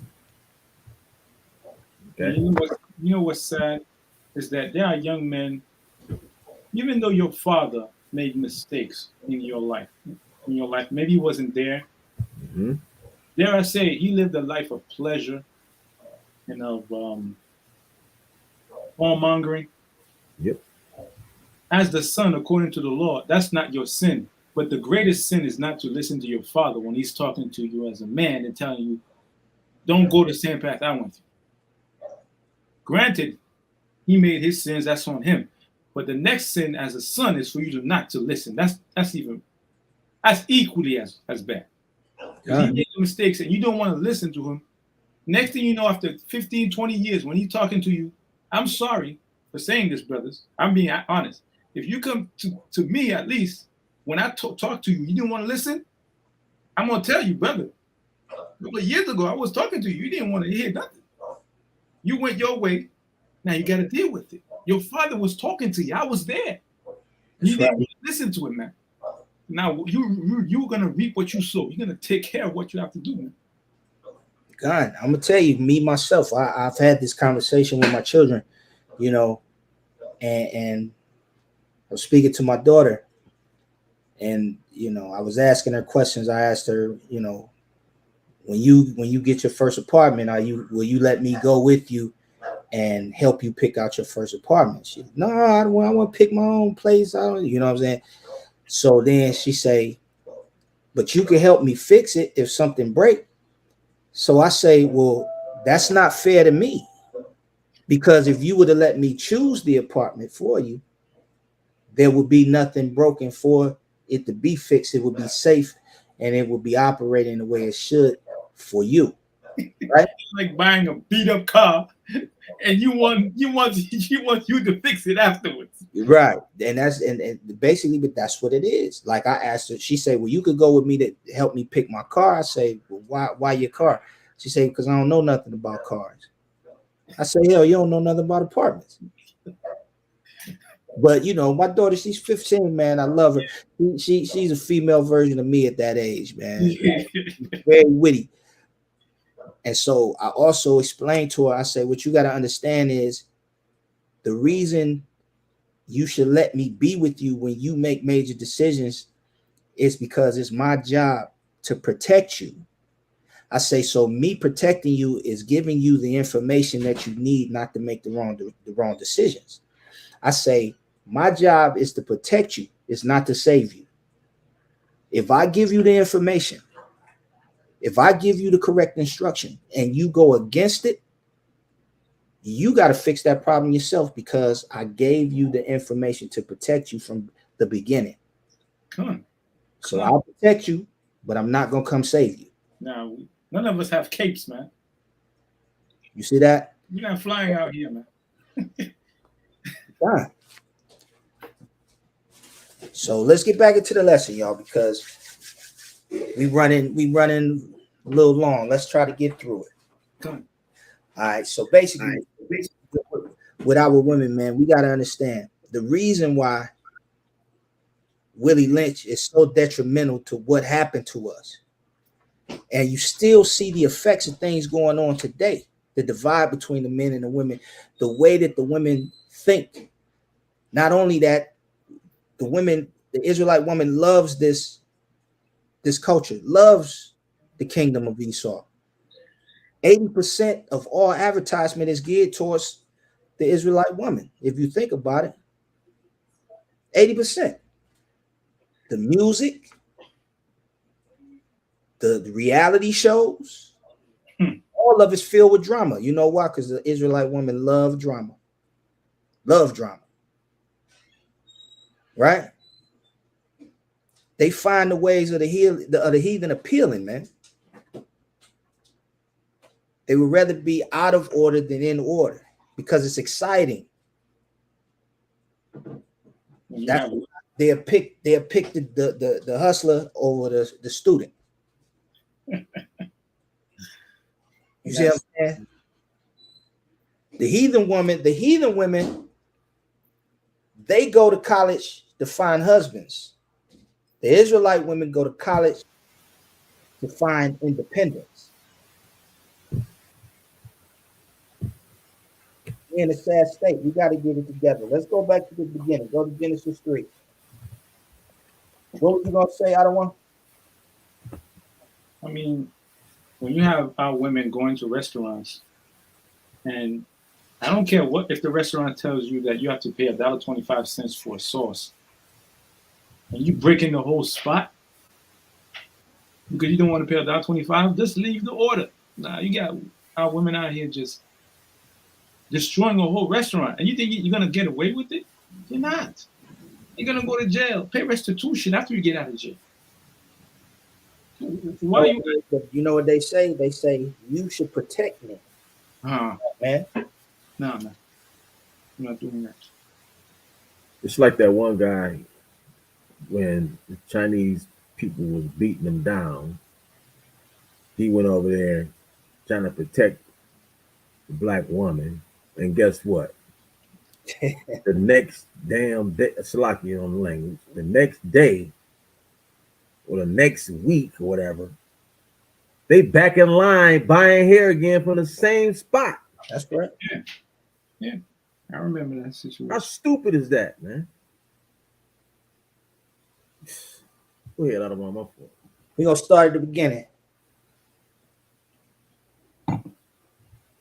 Genesis 2 and 18? Chapter 3. Chapter 3. 3 and 16? No, we're going to start at 1. Okay. Now the serpent was more subtle than any beast of the field, which the Lord God had made. And he said unto the woman, Yea, hath God said, Ye shall not eat of every tree of the garden? And the woman said unto the serpent, We may eat of the fruit of the trees of the garden, but the fruit of the tree which is in the midst of the garden, God hath said, Ye shall not eat of it. Neither shall ye touch it, lest ye die. Stop right there. Said we shouldn't touch it or we gonna die. But what did this deceiver say? What did this deceiver say? What did the heathen say to her, to our woman?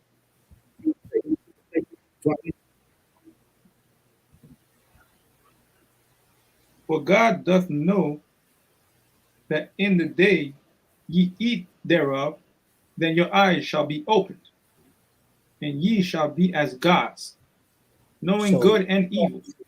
knowing good and evil, you're gonna be as God. This is what he told the woman. You gonna have power. He know that you're gonna have power. That's why he don't want to reveal this to you. He ain't strong enough to deal with you. He can't handle you after you do this. That's why he don't want to know. He don't want you to know this. He just oppressing you. Those are all the things that we're being told that that's what we're doing because we're trying to protect our women. Y'all see that? Come. You got anything you want to add, other one? It's burning up over here. So let's go to Isaiah real quick. Give me Isaiah 32. See, this is all about the love that we have for our women and us wanting to bring our nation back in order. It's not about oppressing our women. Like, to be honest, how can we oppress you? In what way can we oppress? So you honestly think that while I'm at work putting up drywall, mudding and taping and sanding and painting, and I'm like, man, when I get home, boy, I'm gonna oppress my lady. I'm gonna make sure that it ain't enough grocery money so I can eat. What, like, how do we? That's not our agenda. This is the falsehoods that are being fed to the Israelite woman. We're not here to oppress you because we critique you, because we ask for you to give us more. That's not oppression. You're supposed to help me, right? We do these things out of love. If you ever seen a father or a husband come home, man, The water I don't want for that block. if you ever seen a father or a husband come home, man, he's a man of the Lord, he working too hard to come home to have the energy to oppress anybody. I've seen men come home, the men of the Lord come home, and they tired, man. But once they see their children, their wives, man, they're like, yo, I can't let her see me like this. You know what I'm saying? I gotta be upbeat. Like, you have to hug your children, you know what you need, what's going on. And as a man, you have to just absorb all of that, man. Continually. And now you think that man of the Lord has the time to oppress anybody? Really? When he goes out there and he's being oppressed on every level? Doesn't make sense. It's all propaganda. It's all propaganda. You know, it's just tactics to keep us divided. That's all it is. Me Isaiah 32 real quick. A one? Let me see. I think I want 8. Let me see. Like the other one. Let me say this real quick. Our women, a lot of our women have taken hold to Esau in his ways, man, and that has disturbed our homes in big time. It really has. But we have to say that because once again, they've given our women everything that they desire. So now they've taken a hold to what he's saying because he's giving them what? Gifts. Surely oppressed and make him wise and mad, but gifts destroy the heart. And our women have taken these gifts, this money, jobs, anything they desire. PPP loans. PPP loan, everything. And now they follow the ways and the customs of this world. And our first commandment is do not follow no other God. Because when you follow that other God, guess what? You're going to follow their ways. And the Most High hates that. He hates the customs that these people have. It's against my commandments. what I've given you. So if you follow this guy, you're gonna follow their customs. You know, our women don't even have any idea what covering they got on. And the Most High is going to come back and say, what covering is that on you? I did not send you down there, send you here with this covering. I sent men your way to teach you the commandments, teach you how to improve yourself day by day.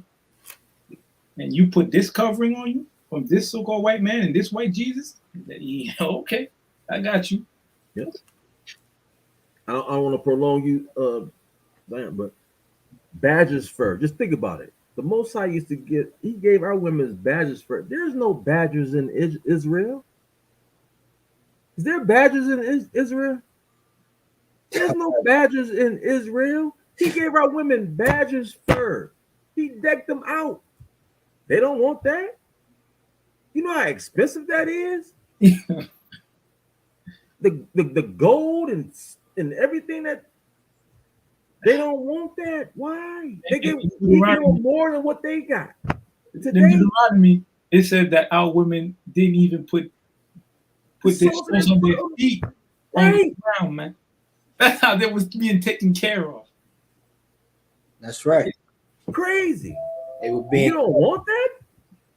I mean, you rather have this in the world today with your sons getting murdered and all this other mess that's going on. You have to shake your behind part in order to survive the world. Honestly, we didn't have to touch nothing.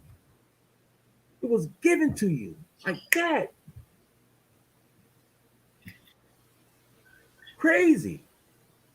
I'm sorry. I mean, I interrupt you, man, because this class is good, brother. Yeah, we almost at 2 hours. I have a lot to go. Let's get through it. Go ahead. All right, Isaiah 32. I want you because it's going right into what both of you were saying. You see what I'm saying? Read verse 8 and verse 9 for me, I don't want. Isaiah 32, verse 8. But the liberal deviseth liberal things, and by liberal things shall he stand. So right here, freedom. The word liberal is freedoms, right? You got freedom. So certain freedoms that are given to you by these heathen nations, the Western world, those freedoms of you can have children without a father. We'll give you checks that help support them. And then we'll put your man on child support and make him pay as well, even though you kicked him out of the house and won't let him see the children. So it's these type of liberties, these liberal things, these divisive liberal things that's going on. He gonna stand behind them, but we're in the last days. So read verse 9. Rise up, ye women that are at ease. Hear my voice, ye careless daughters. Give ear unto my speech. So you got to listen to the words of the Most High. Listen to the words of the Most High. If you got a godly man that will speak to you out of this book, read the book right along with what he's saying and take heed to the words of the Most High, because we're in the last days. We don't have a lot of time left. What we don't understand is that the Most High, when he starts his judgment, he's going to start with us. He's going to start with us. And whether you looked at it this way or not, it's 7-1 as far as Israelite men and women, basically the way that they have it calculated. Mm-hmm. So if 2/3 are going to perish and it's 7 women to 1 man, y'all better think about that. Y'all better think about that. Because even it tells you in Isaiah 4 that in that day, in the last days, it's going to be 7 women trying to grab hold of 1 man to say, take away my reproach. We're going to buy our own food. We're going to buy our own clothing. Just take away our reproach. Just be my cover. That's what it says in Isaiah chapter 4, right? So we got to get right. We got to get out of the mind states, the philosophies, and the ways of living that Esau set up for you, Israelite women, because you're a supporter of a lot of folly. You women just not being ladylike anymore. You look at our women today, the Israelite woman today look like a man. The Israelite woman today look like RuPaul with the eyelashes, the thick, heavy makeup, the super long fingernails. Our women don't understand how beautiful that they are naturally. Yeah. You understand what I'm saying? So we got to get into the right state of mind and get out of this feminine spirit. Israelite woman, you've been tricked. You've been tricked. They played a heavy part on you. And the Most High, as I stated before, when he's going to start his judgment, he's starting it in his house. And it's maybe 3 to 4 more time women in Israelite women than there are Israelite men. Because why? Because we're incarcerated. We're being gunned down on the daily. And then you got the other portion that, working what's unseemly. So our women are like the biggest supporters of folly. Why is it that the Israelite woman is the most supportive woman of the homosexual black man? That's a question. Why is the Israelite woman such a supporter of the homosexual man? It's anti-productive. It's against the Most High God. But our women are the biggest supporters of those people. Why is that? Because of the freedom to do so. You look at Black Lives Matter. Black Lives Matter is nothing but a lesbian organization.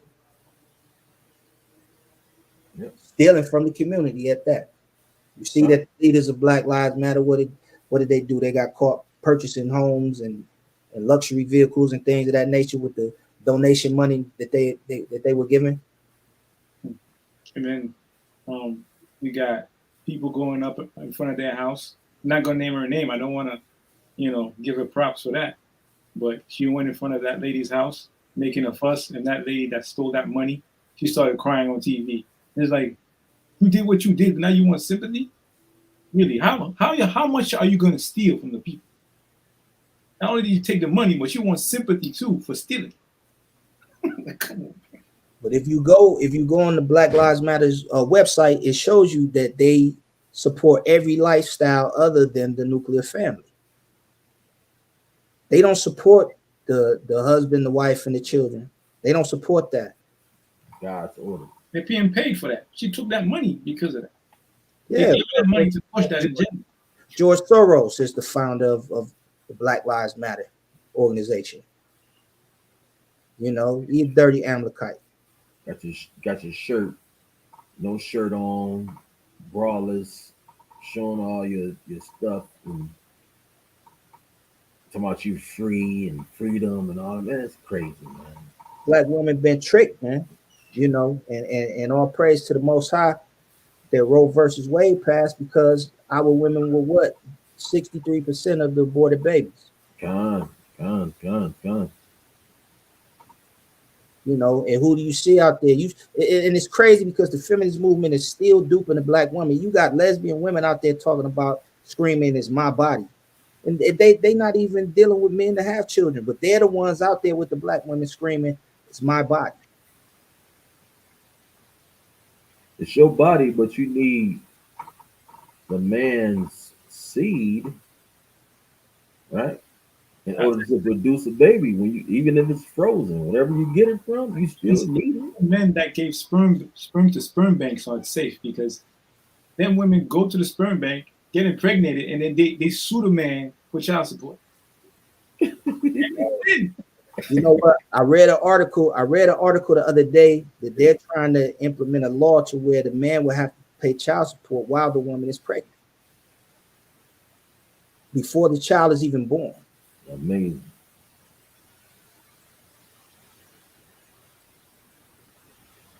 Be careful, you men out there. Be careful. The Israelite woman is the one that supports this type of thing. Because if you married your husband and had a family, you would have the child support right there in the home with you. Yep. But let's move on. I want to read something. There's this book that I have here. Let me show you the book. The book is called The Negro Wars, right? Yeah. And the author is what's the author's name is Babatun Amana. Well, you got some books too, God, I got a lot of books, but I need more time huh? so that I can read these books. But I want to go into this book, The Negro Wars, and just show how the black women have been, the Israelite woman has been played, you know, thinking that independence is the right way. It's not. You need your man. An Israelite woman, we need you. We'll start at page 10. It says, page 10, the black woman, the white man, the law, and the state, an unholy alliance. Okay, it says the black female of 2015 would much rather prefer to be the whore of her white liberal father than to be the husband of a black man. This is the reality of the matter when dealing with the modern day black woman. It is an unfortunate situation. However, it is one of the cancerous types of fruit to expect from feminism.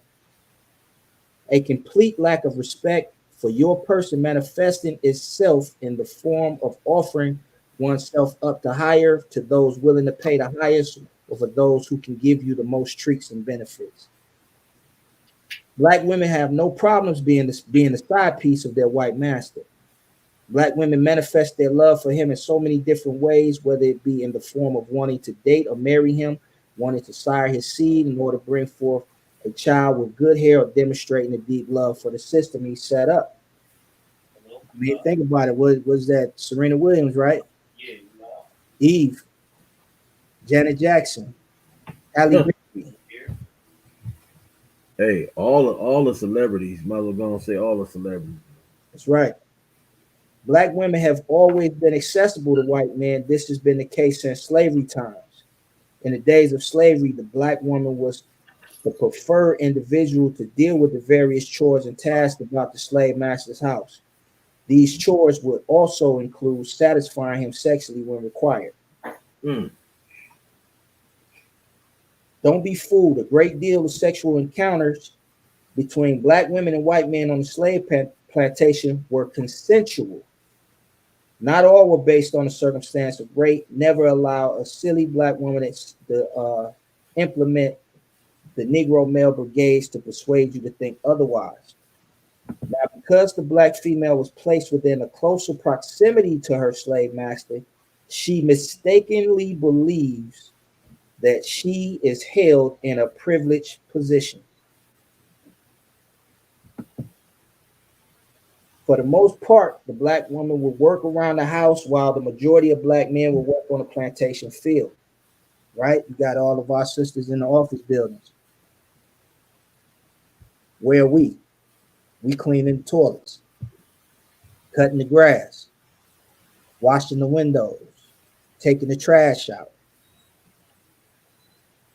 As a result, whenever there are plans to revolt, it would be the black woman the vast majority of times who would reveal the plans to her slave master.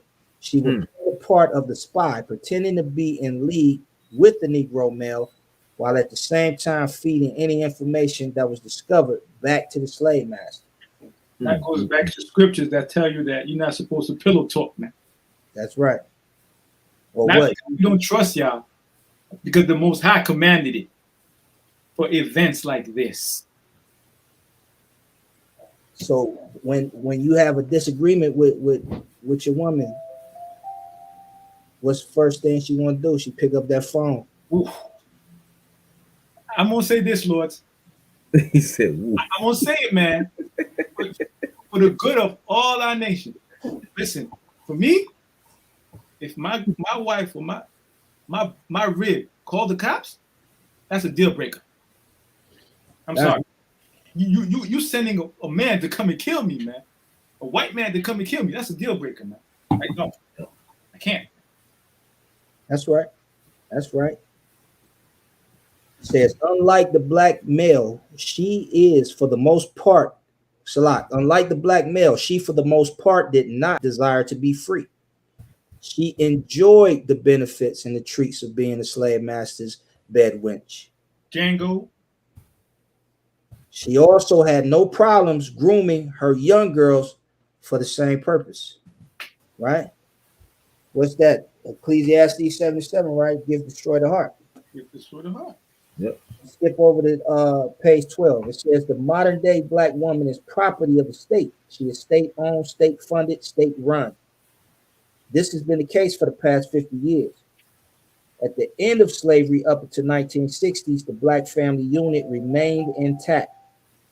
In fact, the black family structure was more intact than the white family.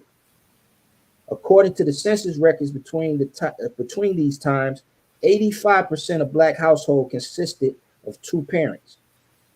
Despite the constant barrage of destruction being brought upon black people by the racist whites, black people remained strong and immovable. This was, however, soon to change. Having been able to break the black community via offensive mechanisms, racist whites returned back to the drawing board and brainstormed ideas how they could break black society. The schemers had expected that constant prosecution would sooner or later drive the black community apart, yet quite the opposite had occurred. The onslaught of harassment, violence, destruction, and killings enacted upon black people by racist whites that had actually caused blacks to band together even closer. So all that we went through as a community, as a society, within this nation, within us being in captivity, we stuck together, right? Until when? 1960s, because the think tanks, they went and they devised other ways because they saw that what they were doing were not working. So in 1960, what were the two most detrimental things to the black community? Civil rights movement. Civil rights movement and feminism movement, Done. right? In the mid 1960s, the feminist movement in the United States approached black women and invited them to join the cause of liberating women from being oppressed by their men, right? We just read that in Jeremiah and Isaiah 32, right? Liberal, being liberal. But Slacky, other one, Slacky, it wasn't every woman. It was saying that about the black man oppressing the black woman. Sure. That's why they got them going. It was like, look, y'all being oppressed by y'all man. Y'all man is the one that's oppressing y'all. But let me say this though.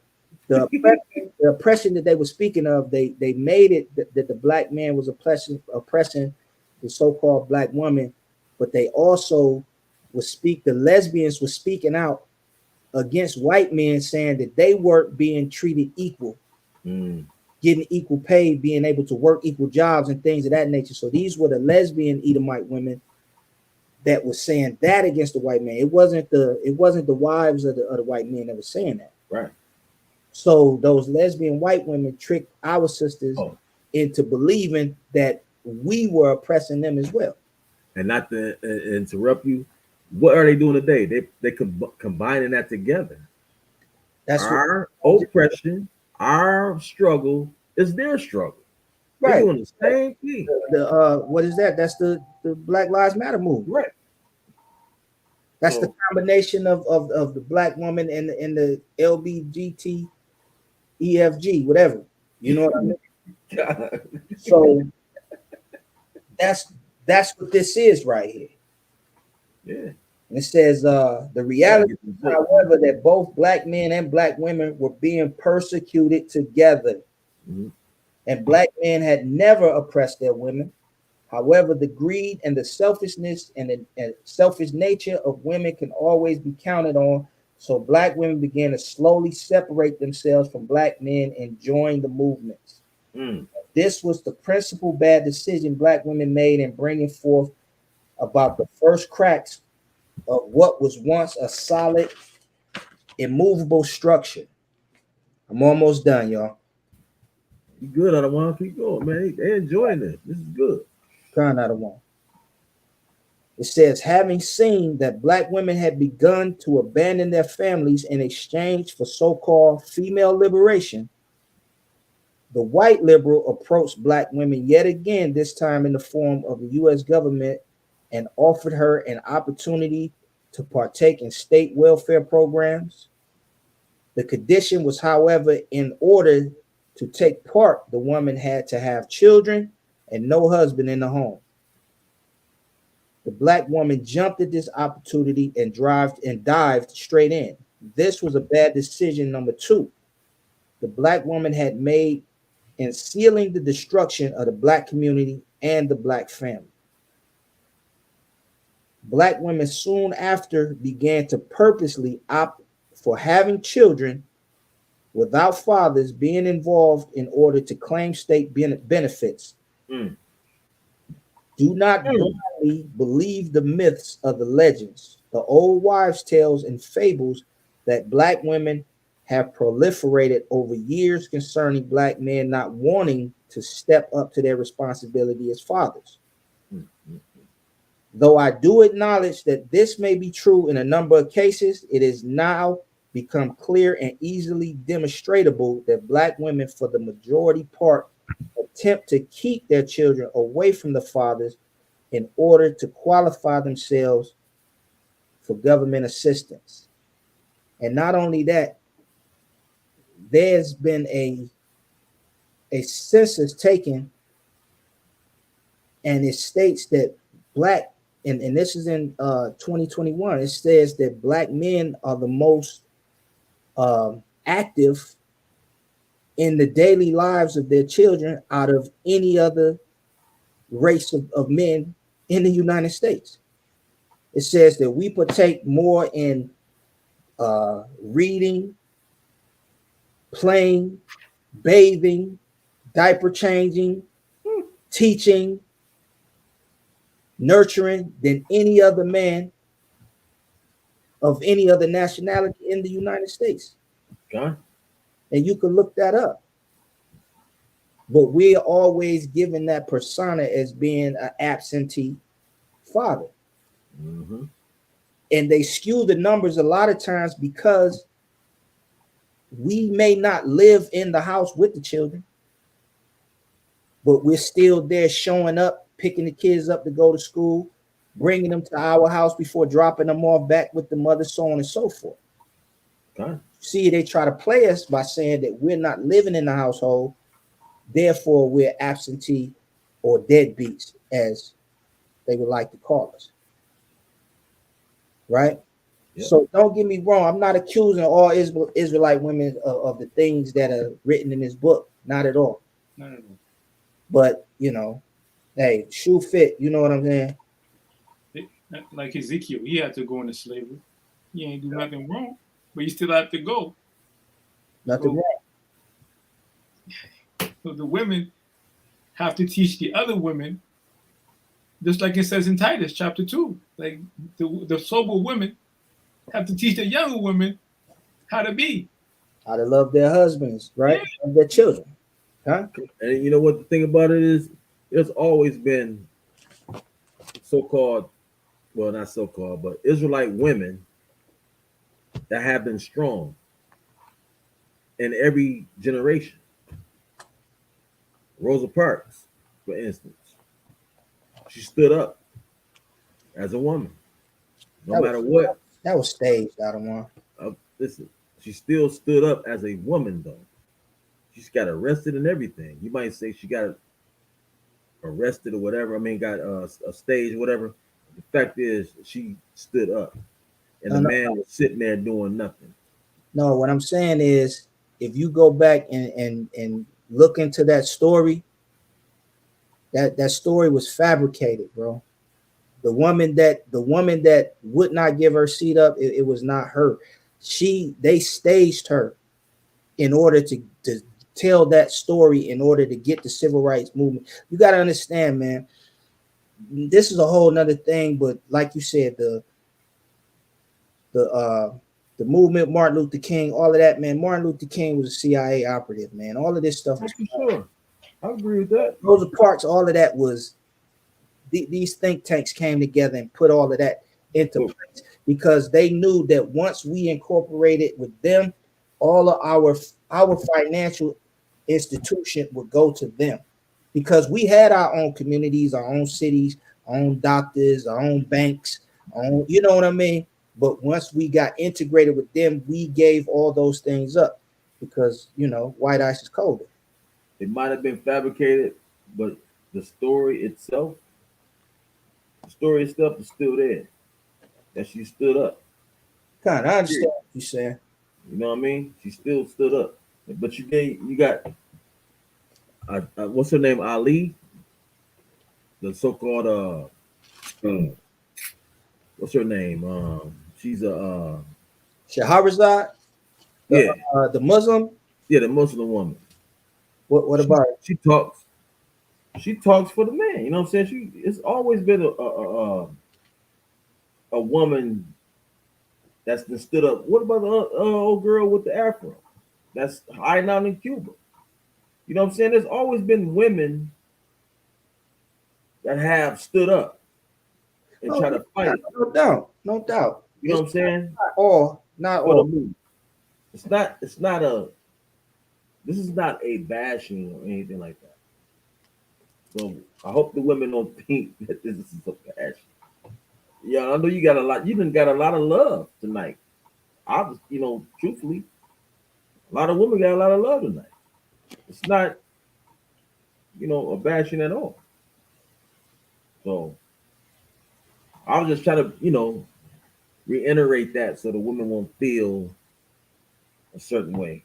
No. We gonna, we gonna drive it home. Okay. We gonna drive it home. I'm gonna turn every stone over.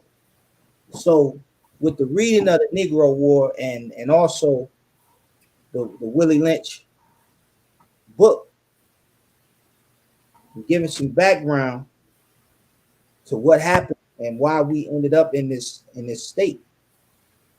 And from there, these are the actions that were taken in order for our community to be where it is today. The separatism, the gender wars, so on and so forth. And going into me saying before how the so-called Israelite woman or the black woman says she's independent, she's strong, she don't need a man, so on and so forth. But the fact of the matter is, in the right state of mind, we're unstoppable. So don't let constructive criticism, get you upset. Don't let when you're covering your head, your father, your husband, if they tell you no about something, don't get upset. You were put here to be a helpmeet to us. So, like I hear women say a lot of times also, I hear women say, well, I'll be the right woman for the right man. So in that case, you shouldn't be dealing with any man until you get that right man. And by the way, how do you know what that white man is when your heart is deceitful above all things? That's right. It's the Most High that's going to bring that right man before you, and you won't even know him unless you know the scriptures to recognize that man. Huh. You see that? Give me let's go back to the beginning. Go back to Genesis real quick. Genesis chapter 24.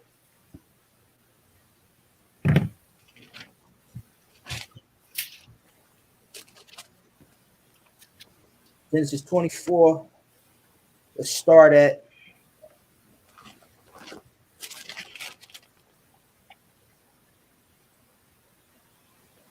verse 15. Genesis 24, verse 15. And it came to pass, before he had done speaking, that behold, Rebekah came out, who was born to Bethuel, son of Milcah, the wife of Nahor, Abraham's brother, with her pitcher upon her shoulder. And the damsel was very fair to look upon, a virgin. neither had any man known her.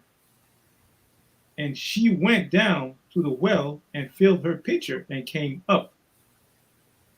And the servant ran to meet her and said, Let me, I pray thee, drink a little water of thy pitcher. And she said, Drink, my lord.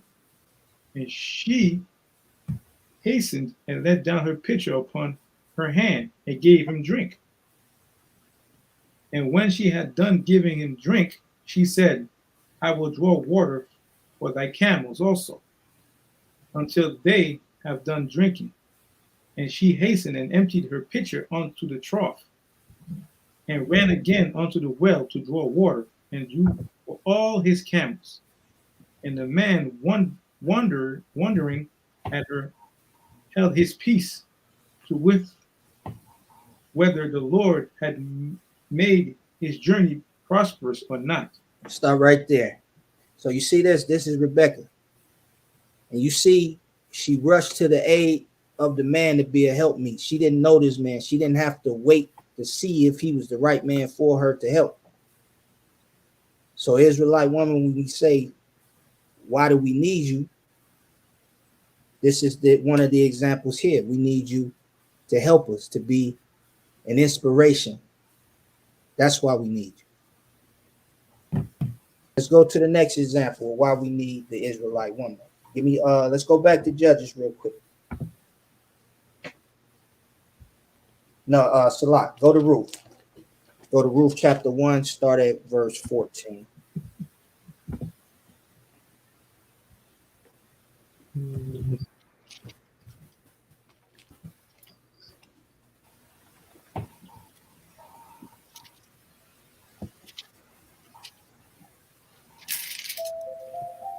Ruth chapter 1, verse 14. And they lift up their voice and wept again. And Orpah kissed her mother-in-law, but Ruth clave unto her. And she said, Behold, thy sister-in-law is gone back unto her people, and unto her gods.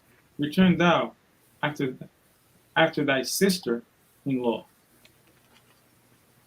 And Ruth said, Entreat me not to leave thee, or to return from following after thee. For whither thou goest, I will go, and where thou lodgest, I will lodge. Thy people shall be my people, thy God, my God. Salat, where you reading that, King? Ruth chapter 1, verse 14. Okay, come. Salat. Verse 17. Verse 17. Where thou diest, I die, and there will I be buried. The Lord do so to me, and more so, if thou be death part thee and me. When she saw that she was steadfastly minded to go with her, and she left speaking unto her. Verse 19.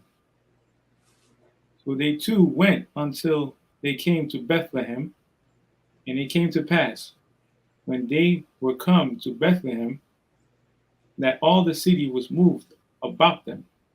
And they said, Is this Naomi? Stop right there. So right here in the book of Ruth, Ruth was what? She was loyal. She was loyal. So this is why we need the Israelite woman. Con. We need your loyalty. Let's go to Luke chapter 7. And now, why? If you could give me Esther chapter 4. Luke chapter 7, verse 37. Start at verse 37. Luke chapter 7, verse 37. And behold, a woman in the city which was a sinner, when she knew that Yahushua sat at meat in the Pharisee's house, brought an alabaster box of ointment, and stood at his feet behind him weeping, and began to wash his feet with tears, and did wipe them with hairs of her head, and kissed his feet, and anointed them with the ointment. Now when the Pharisees Pharisee. Stop right there. Stop right there. Do me a favor. Start back over at 37. Read 37, 38 one more time. Baba Kasha. Luke 7, verse 36 and 37. And one of the Pharisees desired him that he would eat with him. And he went into the Pharisee's house and sat down to meat. And behold, a woman in the city which was a sinner, when she knew that Yahushua sat at meat in the Pharisee's house, brought an alabaster box of ointment and stood at his feet behind him, weeping, and began to wash his feet with tears, and did wipe them with the hairs of her head, and kiss his feet, and anointed them with the ointment. Stop right there. So this is another reason why we need the Israelite woman. We need your nurture. That's why we need the Israelite woman. That's what we need you for. Because who's going to mend the wounds that an Israelite man sustains when he goes out during the week, man? Who? That's right. You get spiritually wounded out here. Man. You need to help me to take care of you. To I think I said it all. I think I said it. It's like your body, man. You need that backbone to be strong. You know what I'm saying? That pillar of strength. Yeah, we need that. We need that support right there. You know what I mean? That'll make everything much greater if we have that strength from our women. You know what I'm saying? A woman makes things go. I mean, a brother of Yahushua, James, said, "You can't be a double-minded man. A double-minded man is unstable in all his ways." Mm-hmm. Now, if your wife is your pillar of strength, and you know you have sure footing, who could beat you? You have Yahushua up front, Most High on top, and your wife in the back. Who can take you? You can't be assaulted at all. Not at all. Can't get near. Now what? Read Esther. Start at verse 11. This is the book of Esther, chapter 4, verse 11. All the king's servants and the people of the king's provinces do know that whosoever, whether man or woman, shall come unto the king and to the inner court, who was not called, there is one law of his to put him to death, except such to whom the king shall hold out the golden scepter, that he may live. But I have not been called to come in unto the king these 30 days. Verse 12. And they told to Mordecai Esther's words.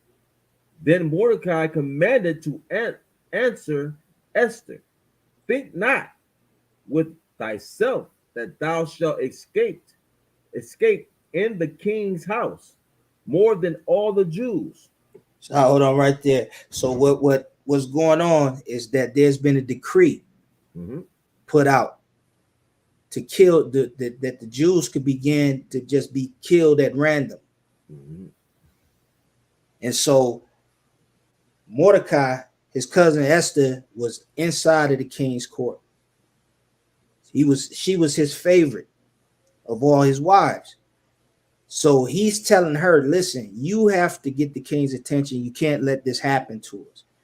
She's letting him know the rules of the kingdom, saying, hey, I can't go in the court because if I walk in there and he don't hold the scepter out to me, I'll be put to death. And Mordecai is telling her, you gonna get put to death anyway.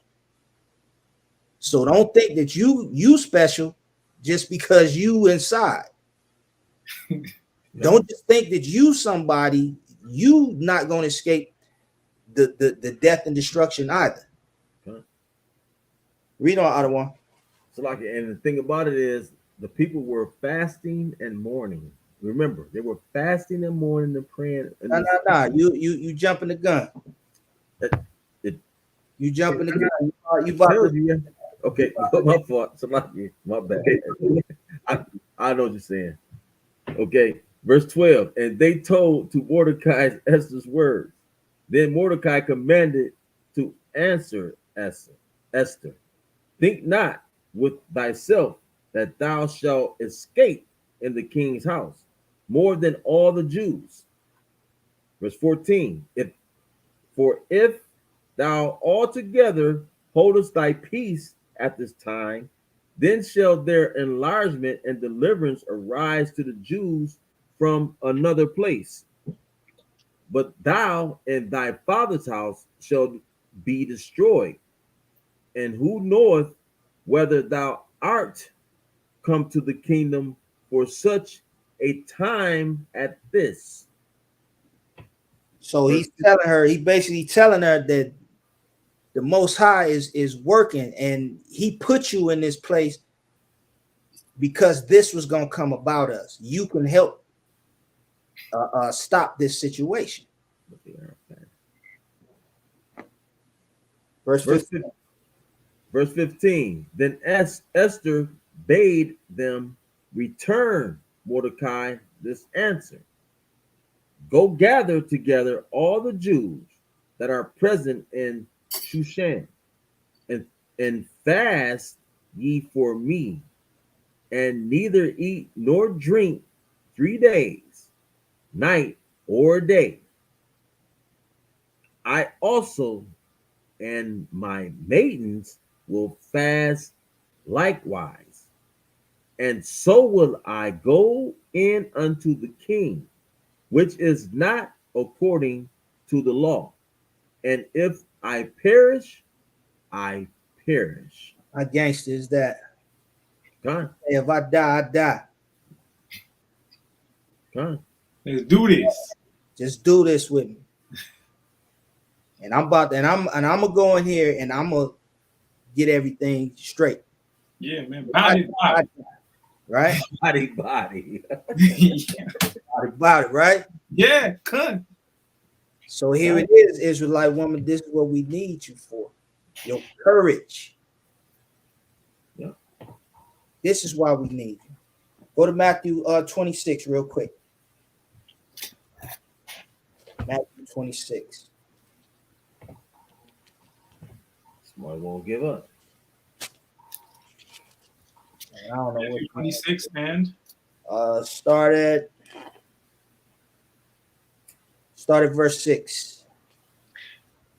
now when Yahushua was in Bethany in the house of Simon the leper, there came unto him a woman with an alabaster box of very precious ointment, and poured it on his head as he sat at meat. But when his disciples saw it, they had indignation, saying, to what purpose is this waste? For this ointment might have been sold for much and given to the poor. When Yahushua understood it, he said unto them, why trouble ye the woman? For she hath wrought a good work upon me.